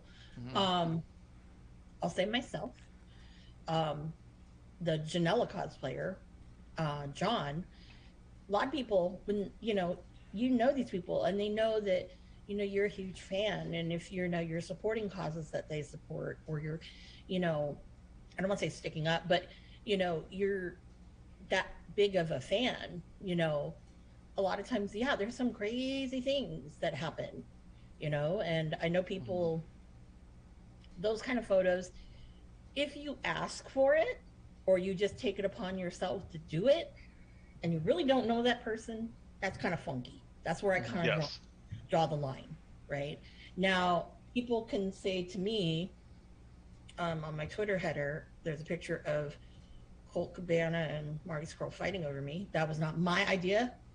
That was theirs, because we were just like, whatever. I don't know what the heck had happened. But anyways, people are like, oh, that's like offensive because, and I'm like, that was their idea. And if you guys saw them when they started to both armbar me, each one had an arm. Yeah. And that was, I'm like, oh my God. And like, you guys are taking this way too far. Yeah. But, if it's someone's idea, then, more power to them or you or whatever. right? Because I've seen some really fun pictures that people have taken with people, and they're great. And I've seen some that you're like, oh, yeah, I don't know. Like the one that comes to mind is that guy with Becky Lynch in that prom photo. That one's oh no no no no no. I've seen ones with Alexa Bliss, and and I think that when the wrestler actually has to go and justify, that's saying a lot for this community. Like and it's kind of disappointing to see that. Yeah. So, but Mickey James, I love her, and she does so much. And I know Leonard does. He's a huge women's wrestling fan. I mean, I've seen him at like WrestleCon and things like that. And and a lot of the ladies who've been around for years, they all know him. So I mean, and it's not one of these things of oh well, do they have your phone number? Do you have their phone number? But no, it's not even like that. It's like you're around when you're around a lot. People know they've seen you and acknowledge you. It happens, and and it's just stupid. I think that people totally took it the wrong way, and I think it was very hurtful. It seemed like the way it really bothered him. It bothered him, and I'm like, no, dude, like, I think it was awesome. And then hell, I mean, I get it. That weekend, because it was WrestleCon weekend, wasn't it? I believe that's right. Yeah. Yeah. You know how much these people like run around? I mean, hell. One of the WrestleCons that comes to mind was Orlando, where like Brian Cage and Sami Callihan wrestled like 14, 15 times that weekend. Yeah. All over Orlando. Yeah. Even more. It's like, if they take a picture with someone and they look exhausted, they're running around with geese, because it's not an easy thing to do. Actually, just in time in the chat. I don't remember if I said cheers to him earlier, but I meant to. Cheers, just in time. Cheers. Yeah, he said she also said she was uncomfortable taking the picture that way, yet suggested it. And what you may have misinterpreted there, she said she was physically uncomfortable in that she had wrestled like earlier that day. She was in physical pain. Her feet were uncomfortable. She was tired, exhausted. She was just uncomfortable in her own body at that moment and just wanted to lay down. Yeah. But suggested doing that photo because she thought it'd be cool for him because she was comfortable in doing the photo. It wasn't that she was uncomfortable doing the photo and still did it. She was physically achy. She was achy and tired. And like you said, they run around like crazy. And she also said that, she uses the term grown-ass woman a lot, and she used it there and said, I have no problem telling someone no if they ask me for something I don't want to do. And, don't think that you're defending me when you say that I did something that I didn't want to do. You're I can take care of myself kind of a deal too. So, but yeah, she made mention of that. So yeah, that was really cool of her to stand up for him. Even Natty made a comment on there about how much she liked him. Sprinter Fox does say he blames Sean Ross Sapp for toxic community. It's funny. He says, I got a crazy question. I really wonder. And Amanda, you may have more insight to this than us. I feel like I've had a couple conversations that make me think this isn't true, but he says, I really wonder these diehard fans that support wrestlers. Do the wrestlers really appreciate their diehard fans, or do they talk shit behind their back to their friends, calling them marks and etc.? Just something to think about. And then he said Kenta just posted something about Punk, so he's calling Kenta versus Punk. Yeah, I think it makes the most sense. I just don't care. From what I've seen, my experiences is for the most part, the fans that are respectful and diehard, and for a long time, they super enjoy that they have those fans that are that long term that they can always count on, because especially the ones who've been doing it a long time know that fans come and go. So when you have ones that are that dedicated that often, it's a rare thing that you want to hold on to. Like I have seen a wrestler make fun of a fan, but it wasn't like that wrestler's biggest fan. It was kind of a weirdo who shows up at a lot of conventions and does crazy stuff, and he was kind of goofing off on that guy who was doing crazy stuff again, and it felt more lighthearted than it may sound like I'm saying, but apart from that, I haven't come across anything that led me to believe that wrestlers see a fan turn away after giving them money and goes, fuck that guy. You know what I mean? I've seen it before. Yeah. But those people are assholes. Yeah. So, yeah, I'm not going to name names, but if you want to know, I'm not going to say it publicly. It's like... They're assholes, I mean... Just because somebody's good at a profession and that draws attention doesn't mean they're a great person. It happens in Comic-Cons, it happens everywhere, and it sucks, Yeah. Yeah. I mean, because and then Marsh can attest to it because you saw when he was Marty, that was what I felt so bad. I was like, oh my God, Marsh, you're the one who bought the thing for him to sign the turnbuckle. I just wanted to say hi because he was locked in a room. But I was like, oh. But yeah, it's one of those things where they do appreciate it. If I had a situation where someone didn't appreciate it, yeah, I have. And it kind of sucks. I'm not going to lie. But for the most part, like my two total favorites, it's like it's ride or die. And at the end of the day, it's more than appreciated. Some people fans think it's creepier than some of the wrestlers do. But I'm like, you're just jealous because no one gives two shits about you, or whatever. Or even if you are a really big fan, you probably are either being creepy with them or going about it the wrong way, or you don't have the means to do it. Not to say that I have the means to always do stuff, because trust me, if I had the means, I would have gone to Orlando last weekend, and saw Flip and Marty wrestle. Yeah. My heart still breaks for that one. But, again, I mean, it's one of those things. But I think that I usually myself, I stay away from those people that I think are, toxic wrestlers or they're assholes or whatever. Because some of them, it's like, they're like, I just take your money. I don't care. I don't give a fuck. And there's a lot who are actually genuinely good people. And I always tell people, it's always best to champion those and find out early if like one of your favorites is an ass or not. Because why invest and spend all this money on somebody, and try to support them when at the end of the day they can care fucking less. Yeah. So that's my opinion on that one. Yeah. Yeah. But they're more good people than assholes. Yeah. But everybody he says, like Matt Cardona, I see his videos and I really wonder sometimes what he thinks about his fans. I think Cardona, he loves his fans, dude. Yeah. Like, I mean, you might not see it, but with Cardona, like, I think with him, and I've never met Cardona yet. He's on my bucket list of people to meet. But from people that I know who've been fans of Cardona, he loves it, And he, not even just that, if you're not a fan of Cardona, but you love the damn figures, he'll sit there and he'll talk your ear off all day, all night. I met him real briefly as I was leaving GCW. He was loading up in his car and I was kind of stuck and it was like right there. So I just kind of lowered my window and talked to him for like a quick second. And he seemed really cool about it. And he was kind of smiling and, all that stuff. Him, Chelsea, and Brian, they were all like, I was saying something like, you guys were awesome tonight. And I drove out to see you guys and they were like, thank you so much. It means a lot. It was great. Like, they didn't come off, because I've seen some of them be dismissive. Okay, cool, thanks, man. And they were really happy to turn and give me a couple of seconds, So. Oh, you want to know who's a very dismissive person? I'll say it because I don't give a fuck. Dr. Britt Baker, DMD. Yeah. Well, she's got a plan. She's thinking about her dental practice and stuff. She's thinking about that root canal she's got to work tomorrow. And she's like, God damn it, I got to do this after this. The real money's in the office. No. He's like on that so far. Yeah. The dentistry thing is really probably only for when she can't do this shit anymore. Hey. Yeah. But, yeah. 25's asked about Ethan Page. I haven't heard anything about Ethan Page. Oh, fucking Julian. Oh my God. Sorry. Right there. He is amazing. He is like, oh my God. I've known him like for the longest time. And it's funny because, okay, I've seen him a lot. Okay. And 9 times out of 10, the shows I've seen him at, Colt's always there. So a lot of people know me because of Colt.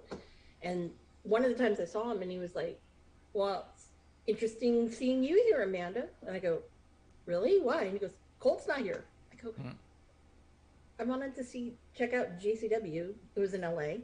And I said, and when I saw you were on the card, I'm like, oh my God, that's like fucking awesome, because he's never, at the time, he was never coming to the West Coast. Like, he had stopped being booked at PWG, and that was in Reseda, and it was hard to get tickets then. So he's great. He's really, really great. He's really genuine. I know Ruby Soho, she's really great. On the flip side, you look at people like Kimberly. She's an asshole. I've always known that. So it's like, you can kind of tell like who it is. A lot of people sometimes think Janelle is an asshole. Janelle will just tell you how it is. It's not that he's an asshole. If you're a dick to him, he'll be a dick to you. But that's just because that's how he is. Yeah, I usually base it on how people interact with my drawings online. That's how I determine if they're. Damn. Okay. Okay. I think some people that I know snubbed you. Didn't they? Oh yeah. I've been snubbed a couple times by some real pieces of work. Yeah, and there are people that I know. But I can't. Well, let's talk a little bit about Dynamite. I mean, we already did a lot. I feel like CM Punk and Dustin Rhodes, though. The match was dead. Like, it was really slow. Dustin did really good. Punk, it was a really slow match, and that's why I'm like, I don't see he seemed winded. He seemed off. There's points where, I was watching it with, I was watching it. It was like everyone seems to have a step off. Like Punk was bumping early. Yeah. He kept falling before he was getting anywhere near being touched. Oh yeah. And then he was just whiffing Dustin, and Dustin would have to sell it. And and because also I think AEW fucked themselves here. I don't know if it's in trying to do something exciting or different, but the crowd was dead, and I think it's because it's two faces. And I think because it's two faces and you can't build it, and they didn't have any run-ins, which they do, and because you can't have, heat against somebody, like an MJF or someone, as you're watching this, you're now having to watch the wrestling, and you really gotta put on a show to make it worthwhile, and it didn't work. And I was upset too, because as I was watching it, I was like, the weaker person here really is Punk. Yeah. I wanted, I'm like, Dustin's not gonna win. We know he's not gonna win, which sucks, because you really don't need to feed him to someone. But boy, if he won it, that would be amazing, wouldn't it? Oh yeah. But no. Yeah. Sprint Fox does say the match was a carbon copy of Brett versus Goldust match in the early 2000s, and I did see there was a clip going around of like how many spots that Punk was using in there, which also kind of brings up, at what point is CM Punk just a shitty cover band of Bret Hart? And I think what it really boils down to is CM Punk's ego trying to force the comparison between Bret versus Punk of who's better. And I think what he's really exposing is that he is not on the level of Bret Hart, anywhere near it. The big difference that you see between, because here's the thing, people go, oh, look at all the tributes that CM Punk paid to Bret Hart. He's paying homage. No, he's not. He's trying to copy. He's trying to emulate, and there's a difference. It's not. It's a lack of ability to understand what was happening, because what he's doing is, let's do that spot, that sequence, let's do what happened, because when that happened, it was cool, and I want to do that now because it'd be cool.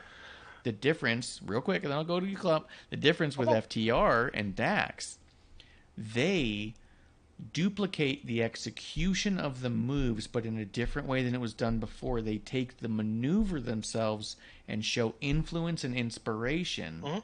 They don't try to carbon copy anything, because that is truly a bigger tribute than, look at, I can do what you did and I do it way worse. Clump. I was gonna say, there's a difference to being a carbon copy and paying homage. When Jericho was doing a series with Ricky Steamboat, he's talked about he wanted to do a moment that was like Steamboat and Savage. Bring that up, because that was a great match, and that's a great moment and a really cool thing to do, and it worked well in the match, and it pays homage to a fantastic match. If you're carbon copying it, it's rough, and those are big shoes to fill in Punk. You're just showing you can't fill them.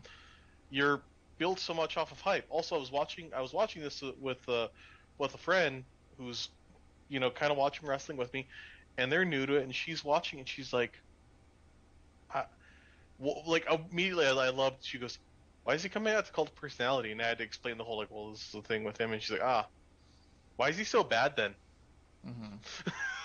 Like, why is he so bad if this is all the hype and this and that? Like, you want to do it. And she's like, man, that guy's really caring. I'm like, this is really cool. Mm-hmm.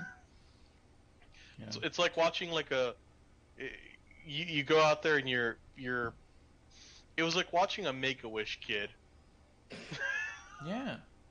Like, and I'm not like it really made Dustin's a fucking sport. Oh yeah. Too nice of a guy, you know. He's too nice for this world, and he. Mm-hmm. Yeah. Yeah.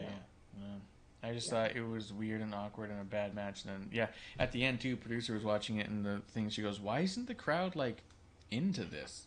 And I was like, because they had pop to when they watch come an out. actual match. Yeah, I was like, you know what it felt like? I was like, I felt that same feeling when I saw Bob Dylan perform. Where I was all like, yeah, well, you got to see him once when you can, like. We're gonna do a 20-minute song about JFK. Mm-hmm. Can you do Tambourine Man? Well, that's just it. His voice is so shot from what he did, you can't even understand the words he says anymore. Yeah. Although when he played harmonica, it was fucking amazing. But everything outside of the harmonica solos was just kind of like, I don't know what he's doing, and you're trying to like figure out words as you might. It was rough. We can't all be Willie Nelson now. Yeah. Well, that's what I mean. And I think that Punk is exposing himself as somebody who is not who he used to be and not who he thinks he is. And it's becoming more and more evident as he tries to be a cover band. And people are trying to, like, in that one documentary about the Tom McGee tape, they asked John Waltman, how good is Bret Hart? And he goes, oh, he's as good as he says he is. And you go, oh, shit, like, he didn't even hesitate. He's as good as he says he is. You watched that? Hmm? I refuse to watch that. You don't have to watch it. No, I'm not going to ever. No one told you to watch it. I just told you what they said. No. I'm just saying my mortal enemies in that. Oh, yeah. But in there they ask him, how good is Bret Hart? He goes, as good as he says he is. No one's ever said that about CM Punk. How good is he? Oh, as good as he thinks he is. No one's ever said that. They go, everyone's super focused on everyone's super focused on the idea of like the story behind Punk, and now it's like, okay, well, that's awesome, you're back in it, like, and everything. He's a. Imagine if Tom McGee didn't get fired. Tom McGee inexplicably had a career where he had matches against all these great workers, and then he got pissed and left wrestling. That's what Punk is. Mm-hmm. It's like, you're a good talker. I'll give you that. I would give you that. I think you'd be a fantastic manager. Yeah. Like I think that'd be a great role for him to pick another person to attach him to and go that way. But I don't see it, and I think he's just really killed his legacy by coming back in. I think what he should have done is come in and be Sting. Yeah. Like, attach himself to someone, make them, like, build them up, talk about what they do, what they mean to him. And that'd be amazing. He comes in, he every now and again gets a few moves in, kicks some ass, but no, instead it's you're watching what could have what you've waited 10 years for and what could have been, and you're like, huh. Yeah. Was I wrong? Yeah. Yeah, it's a bummer, man. Well, go ahead. I will just say this. Said it before. It's public knowledge, because other people have said it before me. Was his ex-best friend. And those two came up. One of the two of them was the better wrestler, and it was not Phil. Mm-hmm. Nope. Yeah. Because when you, like, okay, I'm going to use Cabana. I know everyone's like, oh, fucking Cabana. Why are you? Never Gonna Die on That Hill is my favorite. Yeah. He does in his comedy wrestling, which I know you don't like comedy wrestling, but you can see his influence from like Johnny Saint and Cat Weasel and all them British people. And it's not I'm carbon copying it. No, he's taking it into his own, just like how FTR is. And that's why I think I really like FTR, is because they're making it something that's their own and a little bit unique. Now, if you're doing carbon copy, I'll use Jay Lethal. That's a pretty damn good carbon copy, because when you get the seal of approval from, Macho Man's brother, you're doing something good. But like, sometimes I wonder how Brett feels about with CM Punk, because, I'm just curious. But I mean, honestly, with Punk, I mean, if you're really looking at it, it's all money. I mean, I would personally rather see him on commentary, because I thought he was good on commentary when he was injured before all of the pipe bomb and all of that. And, I think that that's a better place for him. I think he's definitely a good personality to have around for a lot of reasons, but I don't think this is it. No, and if I were a wrestler in the back and asking him his opinion on a match, that's a waste of time. It's, because he's been out of it for a while, and, styles change. He hasn't changed with the times. It's still that old WWE capsule of, remember back when, here's my greatest hits. And I think that there's nothing to contribute. Whereas if you had someone like even like a Jericho, okay, he's been there, seen it all. Sometimes he adapts to certain things, but he's seen it all. So, I mean, that would be a better resource. But yeah, no, and I'm not saying it because I don't like the guy. I'm just like, he's not that great, and you can see he's not that great. But on the mic, that's his thing. No one can touch him. And you nailed it. Like, I think again, it's like, if he were on commentary, if he were a mic, if he was a man with a mic, so awesome. Because him on commentary when he's there is fantastic. It's watching, it's Bob Dylan and it's everything we've nailed down, and it's just frustrating. And it's frustrating because, like, for the Colt thing, is you threw a guy, and you'd land with this. You threw a guy under the bus by bringing in a person for money, and we've barely seen Colt since then. And he does work in the ring. He has a good fan connection. He's funny, but we threw it to bring in this quick money thing. But now, because of how much we're paying him, we gotta keep using him. We have to keep using him, and he really does. It's a diminishing return thing. And I think that's why we saw him on Ring of Honor.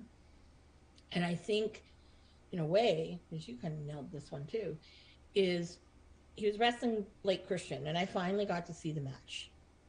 There was not a lot of comedy in there. There's almost nothing. And I'm like, that's a serious Colt Cabana. And I think the reason why he wrestled that way is to say, you know what, I still got this. I'm like mid-40s. Guy's getting old. But he still has it. And I think that it's been a waste. I mean, coming out and just going, with, a faction that, you kind of were brought into it, and it didn't get to play out because of, with Brody Lee. I mean, it's hard. But you got this money grubbing, person coming in. And a lot of times, because I think the Battle of the Belts, or one of these ones, that Battle of the Belts was live last weekend. Yeah. And I think they taped Dark and Dynamite then, I believe. I know Dark definitely, but he was nowhere to be found. And it was very interesting, because I'm like, do you not go to some of these things because you're like, I can't do more than like 1-2 days without, like, not wanting to cause a scene? I mean, I don't know. But that's a topic I'd like to bring up and ask. But I'm sure if I did ask, I'd be given a fairly honest answer. But I can just tell them the face. I don't need to ask. Let's see. I don't have anything else on Punk and No. Page. No. Yeah. But yeah, I don't have any interest in seeing him as champion, but probably going that way. Let's see. Fox does say in terms of like the Owen Hart tournament, he says FTR's facing themselves in the tournament. What's up with that? He says that he thinks it's going to be good, but wish it would have happened later in the tournament. I feel like that's the whole first round. They're doing Tony, Jamie Hayter immediately. They're doing these guys immediately. Like, I feel like these are all matches you would want to have down the bracket because you'd be like, oh, there's no way they would ever do that, right? And then you build to it and you get there and you go, oh shit. You know what I mean? Like, we're too far in now. You have to. Like, he's just. I have a feeling the Owen Hart tournament is going to fizzle out towards the end. It's going to not all the dream match ups. He's going to do the first round or two, and then by the end, it's going to be like, I guess it's these two people at the end. Like, it's going to be the same old people that always win. Yeah. Clump. But I mean, I don't know. That it's neither here nor there. But it's disappointing to see.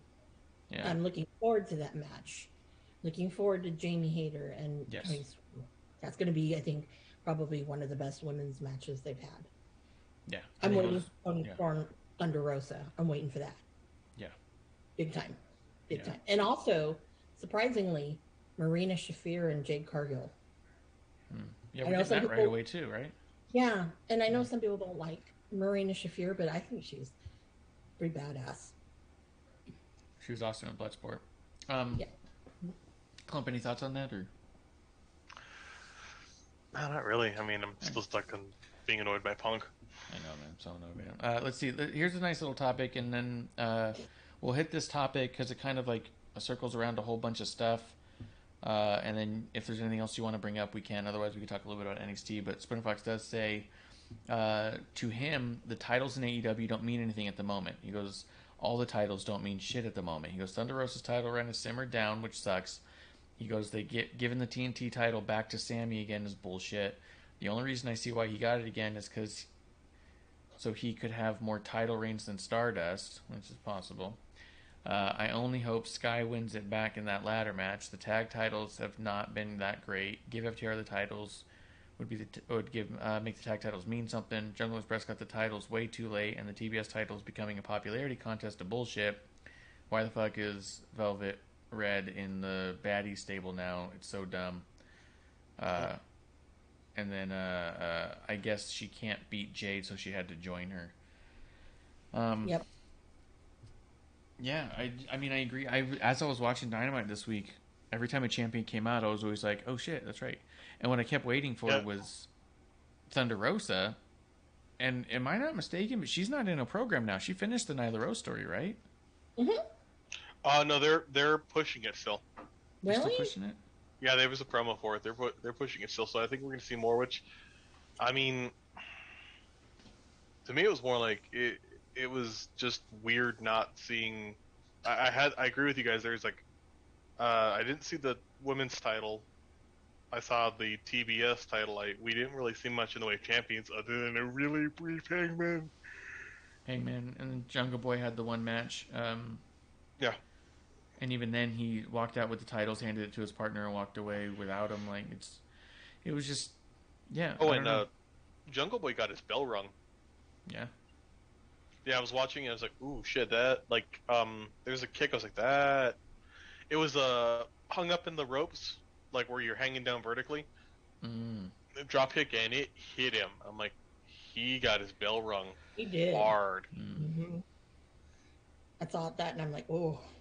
Yeah, like, I'm kind of convinced that was why, maybe Christian came out, because it did seem weird after that. I'm like, yeah, he got hit hard. Mm-hmm. Yeah. But he does all the work for that tag team, so. Yeah. I mean, that's what irritates me. Now, going back to Phil and Hangman, was that really necessary? I mean, do we need that? Did we need that? No. The stare down? Like, I mean, we know it's coming. At this point, it's kind of like, when are we going to do this and just do it? Like, and are they going to, is Punk going to get handed the belt, which I think is a big mistake. It would be pretty, I think it would be, as much as I think that it would make sense for them to put it on Punk, Because if you thought it made sense for them to put it on Jericho because he was a household name, Punk is twice the fame that Jericho is. But I do think it'd be a huge misstep. It would be admitting that Adam Page is not a good champion. Yeah. You know? And that's why, because I think he is. It just took them too long to get there. And they don't know what to do with it. Mm-hmm. Yeah. I mean, that's... Like, why does he keep having matches with Adam Cole if he keeps beating Adam Cole? Like, it's stupid. Makes no sense. And even, I'm really bothered by the Undisputed Elite. How predictable was that? Yeah. The Elite thing. The Undisputed Elite as a name is stupid. Mm-hmm. Yeah, but you can tell the Young Bucks are kind of annoyed. Yeah. By it. So I'm pretty sure they'll go their separate ways. So I'm pretty sure about that. But I'm thinking, which will be fine because I'd like the old Young Bucks kind of back. That'd be nice to have. I can see that. Spinner Fox doesn't think they're going to put the title on Punk, though. I don't know. My gut tells me they're going to. I don't know. Given all the different things that Punk said in all the different media scrums, it's always like, if I'm not trying to hold that title, then what am I really doing here? Like, I think that the idea is to give it to Punk to prove it's important and everyone should want it. Especially when you have guys like Mox and Daniel Bryan, who are clearly big deals that aren't going for it. How many of your top stars cannot be vying for the title before it becomes, like, an issue? Yeah. So I think they're going to do it. Yeah. Because, I mean, that TNT title, that's just, at this point in time, that's stupid. Doesn't mean anything, really. Yeah. I think the FTW one almost means more than the TNT one. And I'm not saying people don't like Sammy Guevara. It's just kind of like, really? That was a very short time to put it on someone who has the biggest potential to be a major star. Yeah. Yeah. I'm like, whoa. And then now you made them babyface, which is strange. Yeah. I mean, not that I have a problem with it, but I was just kind of like, really? Yeah. You built this up for a long time now, and now the whole script is flipped? Yeah. That's kind of weird. But again, it's Tony's weird crackhead booking, so I don't know. Spinner Fox does think that CM Punk is the reason why so many people aren't re-signing. That either costs so much money that they're just letting people's contract expire, or that he's politicking them out and saying, yeah, you don't want to re-sign them, Tony. Which I wouldn't be shocked to hear either thing, to be honest. Well, unfortunately, I could see that. Yeah, I could see both. Yeah. Which is I could see it. But also, too, if you're someone and all of a sudden you see these dudes, 3 big marquee people that have come, and that's all that's really on TV, and then Adam Cole comes in, and that's all you see is him and Red Dragon, you're like, what the hell? You know? Yeah. And then when you stop getting calls to even do Dark and Dynamite, you know you're done. Yeah. Yeah. Yeah. That's very unfortunate. Yeah. Kuro's in the chat. Cheers to Kuro. And Grim Reaper says, Punk should lose to Page, then heal up a little for the rematch, build up Page more. No, I think the thing is, I don't think anyone would buy Page winning. I think they haven't, as much as he keeps winning as a champion, I don't think people buy him as someone who's going to beat Punk. No. Nope. I unfortunately agree with that. But he needs to. If there's somebody who needs to win it, it needs to be Punk, or it needs to be Page. Page needs definitive wins, and if he's gonna win it, it's gonna be one of those weird where he squeaks it out wins, and I don't think that serves as a benefit to anyone. No. Because if Punk loses, it's like, oh, you lost to the guy who barely beats anyone. Yes. True. Yeah. Also, they don't have enough history here to have these classic matches that they act like they do. You know? That's true. Yeah. That's true too. Yeah. Yeah, was there anything else on AEW that you guys wanted to hit on? I was kind of static on the show myself. It was kind of felt like was what it was. But at the same time, in all defense, this NXT this week I felt pretty static on too for the most part. There was a couple things that I really liked, debuts and stuff, and there were some things that I wasn't feeling great about, but anything else on AEW? No, the only other thing with AEW that I think is, I don't want to really call it a bright spot, but seeing Wheeler Yuta actually getting some good TV time. That was a good move. That was cool. It was funny. So there was a move that I forget what they called it, but it was like kind of like a bridge move where they lay underneath the guy and put him over their legs and pull down on him. That CM Punk was trying to do on Dustin and he couldn't do, and it looked really weird and awful. And then Dustin like fell off his legs, and so he rolled him up because he just couldn't figure out how to do the move. And then Yuta, that was like the first thing he did in the match, and it was like fucking perfect, and I just couldn't stop laughing because I was like, we just saw that move get failed the match before, and he came out and just nailed it. So funny to me. And then I also want to point out again too, getting a lot more Roppongi Vice, and I think that Trent Beretta really shines in Roppongi Vice. But then again, I'm a huge Roppongi Vice nerd, so. Anytime I get to see that's awesome. I'm just now waiting to see it in person. Yeah. Well, sounds good to me. Anything else on Dynamite Club? Nah. All right. There's only a few spots. I mean, we could talk first off with the Wesley stuff. So you were talking about the MSK stuff. We could definitely get into that. So Wesley finally showed up, and they asked him what was going through his mind, and he was kind of saying, a lot is in my mind, and I feel like I'm missing a part of me. And he wasn't wearing an MSK shirt. He was wearing that shirt they wear when they first get signed, where it said, property of NXT.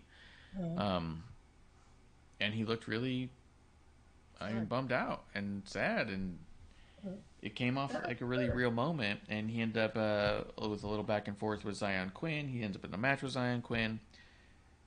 The match wasn't a bad match. I don't think I needed to see Wesley lose, though. But at the same time, there is a story to be told there where he is trying to find himself, and he could be struggling, and this could be a bit of a rebranding. So the story could be that he's losing till he finds himself and all that, right? So I get that we can get there, but I don't know, man. It feels a little fresh to me too. Like, I like seeing him on TV. I like seeing them try something, but I don't know. What do you think about it, Amanda? Well, my heart hurt. Yeah. Because of the two of them, I know Wesley a lot better than I do with Nash Carter, and I was kind of shocked in a way, because I would have thought that he probably would have said, I don't know, maybe I should go. But it's nice to see that he's staying around, which is great. As singles, I don't know. I mean, the jury's gonna be out with that one. Yeah. But if they are doing that one, the story of, okay, he's trying to find himself, I think that's a really good way to start doing it. Yeah. But there's also many avenues right now with 2.0 that can really fuck it up. So right now, knock on wood, it's good. But definitely, I'm glad that it kind of addressed the elephant in the room, so to speak, because I think it needed to be. And the way they did it was very tasteful. Which, I thought they did a good job with that. Yeah, it could have gone another way. So. Yeah. I mean, I still in my heart think that as much as I think he's just such a good tag team wrestler. Splinter Fox says he thinks Trey Miguel's going to eventually show up. I don't know. I would still put him with Ricochet and just see how you can make it work as a tag. Like, I feel like that Wesley brings a ton of charisma, and I bet you they would bounce off each other really well. I would just feel like that. To me, that's where I would try and take it. I don't know. Clump, do you have any thoughts on it? I think that, I could think that could be a good idea. I align with that. Like, putting him with Ricochet would be good. He's a fantastic tag team wrestler. I don't see, unfortunately, a lot with him outside of it. I can't, because, I mean, maybe this is a thing of him just trying to find someone that could be cool, but I just don't see him at that level right now. Yeah. Yeah. That's rough. Yeah. Well, he did. If you go on to High Spots Network, the match he did with Swerve when Swerve debuted at PWG was only there once. Incredible. But again, you're dealing with two people who have a lot of great swag and charisma, and it worked very, very well. But they've had a couple matches against each other, and they've always been very good. So, but again, that's what he's built himself up, was being in a tag team. Now, Trey Miguel, I love Trey Miguel. Don't get me wrong. I think Trey Miguel is better either doing trios or singles wrestler. As, as a tag team, it really doesn't do him service at all. Yeah. We'll see. We'll see what they do. But like you said, more than anything, I was happy to see him back on TV. That they're not just like forgetting about him altogether. I saw some criticism about giving him the short end of the stick by having him take a loss, but I think it's a story to be told. Have him take a couple losses before he starts picking up traction again. Like, from a character standpoint, we've never seen him without Nash Carter. So this is going to be a major adjustment. It would be weird if he just showed up completely different and started getting wins immediately. It's like, what, this didn't phase him? You know what I mean? Like, yeah. So, and at the same time, when I say, like, I don't need to see him lose, it's also because I like the guy and care about him, that it's like tugging at the heartstrings, which is also part of the world of entertainment, right? Like, yeah, I don't want to see my favorites lose. That's just the nature of it. It's not necessarily a bad thing either when it does happen. You go, I don't like that, you know what I mean? But you like it anyways, you know? Yeah. It does sound like Grizzled Young Veterans are done. They had a match here, and afterwards they posted on social media the thank you WWE, and they posted a picture of their locker, as it were. What do you think about Grizzled Young Vets being done? I think it's unfortunate to see him go, but they had a great run. They did fantastic work. I think they could have done more, but then, I mean, they made a lot of people look good, which if you can highlight so many people to make them be at that level, you gotta give that to someone, you know? That's a good point. That's a really good point. We finally saw Sanga wrestle against Grayson Waller. It was solid. It wasn't amazing. But it wasn't bad. And there was just other stuff that happened. But Natalya versus Tatum Paxley, I liked a lot. Natalya's so good. The crowd, dude. I hate the fucking NXT crowd so bad. They so badly want to be the most important thing in every show, and they're the reason. I'm convinced. They're the reason why when a wrestler goes to the main roster, that there's the perception that something needs to change, because they go, oh, it worked in NXT? Well, NXT doesn't have a real audience. They don't behave like audiences behave. So if it worked there, it might not work out here. Probably won't work out here, because they like shit ironically. Or try and do something contrarian. They know you want to be booed, so they'll cheer you. Like, they're just being dicks. I don't understand what's wrong with them. But we did see the debut of Roxy, dude. She's going by Roxanne Perez. She had a match against JC Jane. They showed a really cool little video package, kind of introducing who she was. She got a little promo. JC walked up, talked some shit, and then it was like, all right, well, how about you have a match tonight instead of next week? It was a really good match, dude. Like, she's really good. You know, actually, producer even brought it up when I was watching. Roxanne did an arm drag. She did a couple, and when she did it, I went, God damn, she's got a great arm drag. And producer looked at me and she goes, you hate arm drags. Because I constantly complain about people and their shitty arm drags, or people jumping and diving over it where the arm drag doesn't even make contact. I swear to God, dude, Roxanne has like a steamboat level arm drag. She digs in deep and rips them over. It was sick. Hell yeah. Really excited for her, dude. I think she's gonna be the future. I'm down like that. Like it to do. Like, I get that. Like, when you see a move done over and over again, and like it's such a base move, you kind of skip it, or you're like, okay, can we not highlight this? But to see it done well, you're like, that's a mark of something good. Like when they do, like there's a thing in cooking I was like reading about where like scrambled eggs are a test of people in a lot of ways, because to do scrambled eggs and not have them be like just kind of burn eggs and have them have that custard texture. That's kind of difficult to do. Yeah. And yeah, that's if it's something really basic, hell yeah. Yeah. And it's also one of those, like you said, it's one of the story moves. You go, you a lot of times you go, yeah, arm drag, okay, hip toss, all right, whatever. But when you see it performed on like a high level, all of a sudden you go, oh shit. That's what you're supposed to do. Yeah. Amanda, what'd you think of Roxanne debut? I don't know. I don't know. I don't know. I think I need to see another match. I don't know.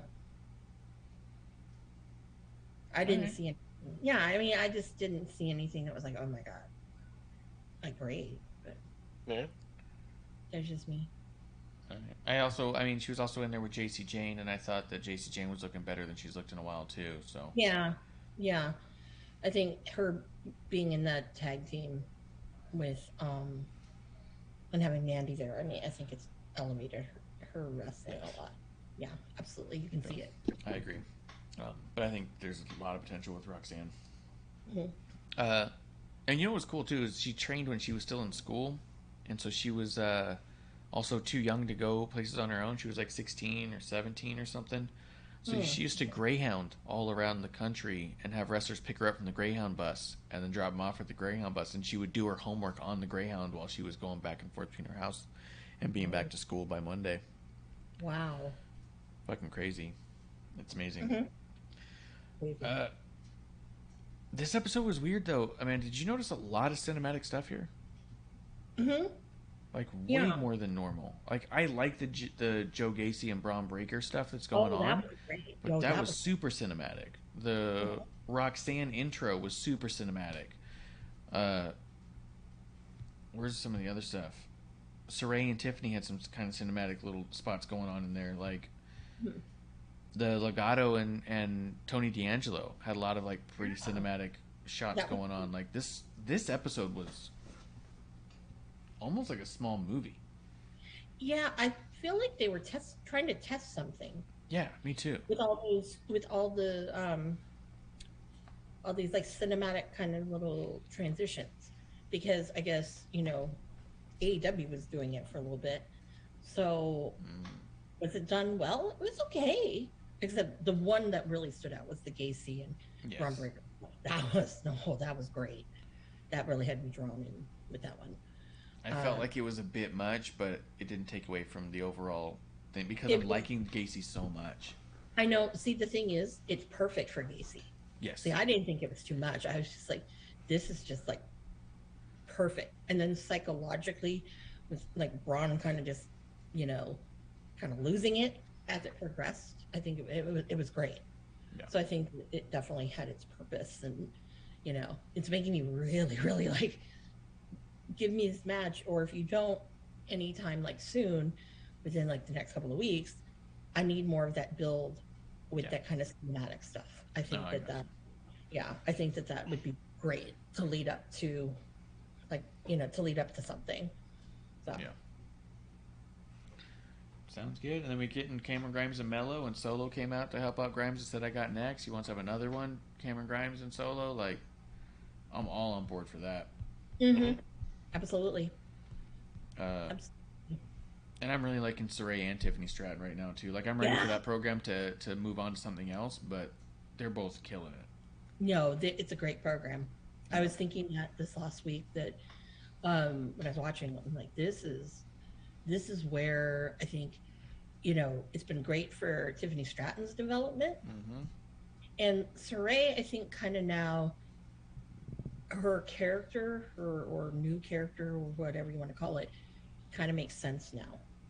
Yes. I don't know about you, but I that's the feeling I got. And I'm like, oh, okay, I get it now. So I think maybe that's kind of enhancing my like of the program right now. Mm. But all in all, I really definitely am like, yeah, I love Tiffany Stratton. She's just growing on me big time. Yeah. I think she's gonna be a big deal too. The women over there right now, the potential of the women in NXT is fucking crazy. Mm-hmm.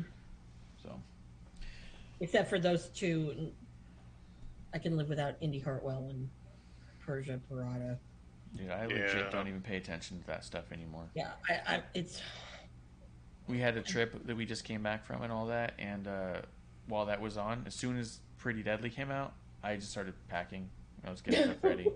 Producer's like, "Are you gonna watch this?" And I was like, "No, I'll hear how it ends." Like, if there's anything important, I'll know about it.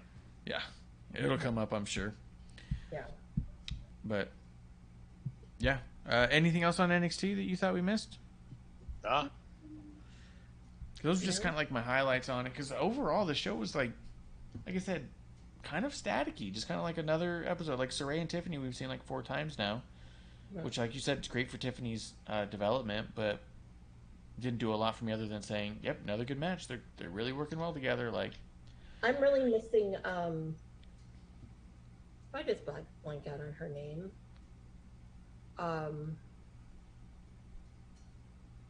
Was tagging with EO. What am I forgetting? Oh, Zoe. Zoe, see? Yep. Yeah, I'm really missing her. Yeah, she's got to be coming back soon, I imagine, right? She was injured, but yeah. I hope, because I'd like to see her and Tiffany Stratton have some. Yes. Okay. Yeah, that's what I'm looking forward to, really. Yes. That one. And I need more Wendy Chu. Not gonna lie, I need more Wendy Chu. Wendy Chu's been doing so good. I know, it's just, I mean, I'm sorry, that's just, that right there is how you make a character and committing to a character. I mean, that, some people you have that, and some people you don't, but damn, she's got it. And you have to be, I think, a very good wrestler and have good skills, a good skill set to do some of the things that she does. To go from Tien Sha to this, like, fucking hell. Who would have thought? Yeah. I didn't think that. I thought she was done when they got rid of the whole Tien Sha thing. I'm like, she's done. They really didn't get to do anything. Yeah. But now it's like, holy shit, this is incredible. I mean, I'm like, wow. I wonder whose idea it was. If she pitched it, or someone's like, "You're gonna be a sleepy girl," or lazy. And her music is probably the best music in NXT right now. Exactly. It's amazing. Did either of you see, before we wrap up, did either of you see LA Knight's promo that he cut on the Dark SmackDown match? Nope. So for SmackDown, LA Knight came out and cut a promo where he said he was a managing talent agent, more or less, and brought out Mace. And Mace is now like a model, and LA Knight was kind of his manager type. So it was like a little 2-minute promo that I'll find it and send it to you guys just so I can see what you think of it. But I feel like it's a wave. I think it's a start. I don't think a guy like him, for one, needs to take 1,000,000 bumps if he's been doing it as long as he has, and if he can put other people over and get to a point where he talks people into the ring. And I don't think we've seen the last of him wrestle. I think that having him manage potentially a faction just means eventually he's going to talk himself into a match. Someone's going to get mad at him and want him in the ring, and that's how we go, So, but either way, if you guys hadn't seen it, I'll send it to you, see what you guys think. But anything else you think we missed that we ought to hit? Well, I know you talked about it when I was gone. What happened with Grizzled Young Vets? Yeah, I don't know. I think they just didn't re-sign, is what it looks like. Because I was like, when they had their match and they didn't come out as Grizzled Young Vets. Yes. I was like, what's going on here? I was very confused. It was weird, and then afterwards on Twitter and Instagram even, they posted a picture of their lockers with like a gray, like a black and white picture, and it was like kind of empty, and it said "Thank you WWE." And they don't have anything that says NXT or WWE in their profiles. I think they're done. Wow. I mean, time will tell. Like you said, maybe they're getting rebranding. Maybe it's the end of the Grizzled Young Vets, but not the end of them. That's always possible. Could be. But Could be. Yeah, they might be done. Yeah, could be. They're great, man. Yeah. It's a bummer if they are done, but. Yeah. Oh, yeah. Oh, and I did really love, of course, because who doesn't love Legato? Yeah. Oh yeah. They're killing it. Yeah. And the Escobar promo, I really liked it. Yeah. Really And then putting Natalya and Nikita on mic against each other. Yeah. That was cool. That was cool. Mm-hmm. I'm really excited to see Nikita and Natalya. Come on. Yeah. And the one thing with the Natalya match is I feel like that crowd is so just toxic and bad. They're the worst crowd. The worst crowd in all of wrestling is NXT's crowd. Mm-hmm. They are 100% the reason why NXT talent do not work on the main roster or have to go through a makeover is because as soon as you walk out from NXT and they go, oh, the NXT crowd loved it. They go, well, then it must be awful because that crowd doesn't like shit. Yeah, they don't like, they boo the bad shit, the good shit. And they, Exactly. They boo what doesn't like work. If CM Punk came to NXT, it'd be like the world's biggest pop, but like, would it matter anywhere else? Yeah. Led by Izzy's dad. It's the crowd that literally cheered for a jobber because she was wearing blue pants.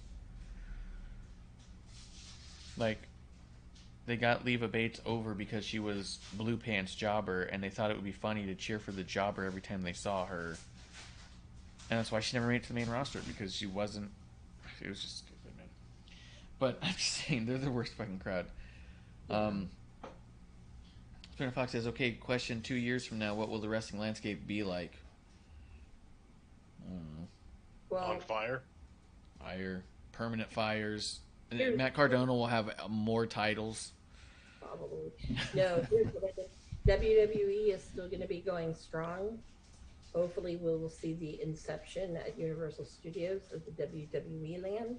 I want a royalty on that. Yeah, and Matt Cardona will be Universal Champion. Yep. Mm-hmm. Yep. And he'll have a picture of him standing on the globe and that thing in the fountain or whatever it is. AEW probably is going to be on its last legs. ROH probably will become an epic failure, and what will bail them out is going to be people who are wrestling from them, people like who care about that product, like a Joe. And DVD sales. They'll sell all the DVDs. Yeah. And then I think you're going to see Jericho's probably going to still be kicking it, and everyone's going to still be singing Judas. Yeah, he'll be retired in 2 years, I think. No, I think he's still going to he's going to pop his head around. Okada will retire. MJF will be in WWE. I've always wanted to see Cena and Okada, but again, Suzuki and Cena. No, John Pretty. No. Spinfox does say, wild to think Cardona will be the one to beat Roman. 100%, dude. No doubt. No doubt. He'll come back and do his run, and he will beat Roman. Yeah. Absolutely. Goldberg, whoever you want to throw at him. He'll beat them all. Well, I think I'm ready for last call, guys. How about you? Yep. Let's do it. I think we had a good time drinking with our drinking buddies here in the dive bar of the IWC. I'm happy that everyone came through, especially after the last few days and all. So thank you guys for coming and hanging and drinking. We got at Crybaby Clump over there. We got Miss Amanda Jane. I'm at Ref Marsh. We're at WOTR, the show. And that's last call. Cheers. Y'all have a good night. Hey, producer lady here. Thanks for tuning in. Continue to support us or buy us a drink by following and putting the I and subscribe on Twitch. Or subscribe and review our podcast on Apple Podcasts or wherever you listen to us. Cheers!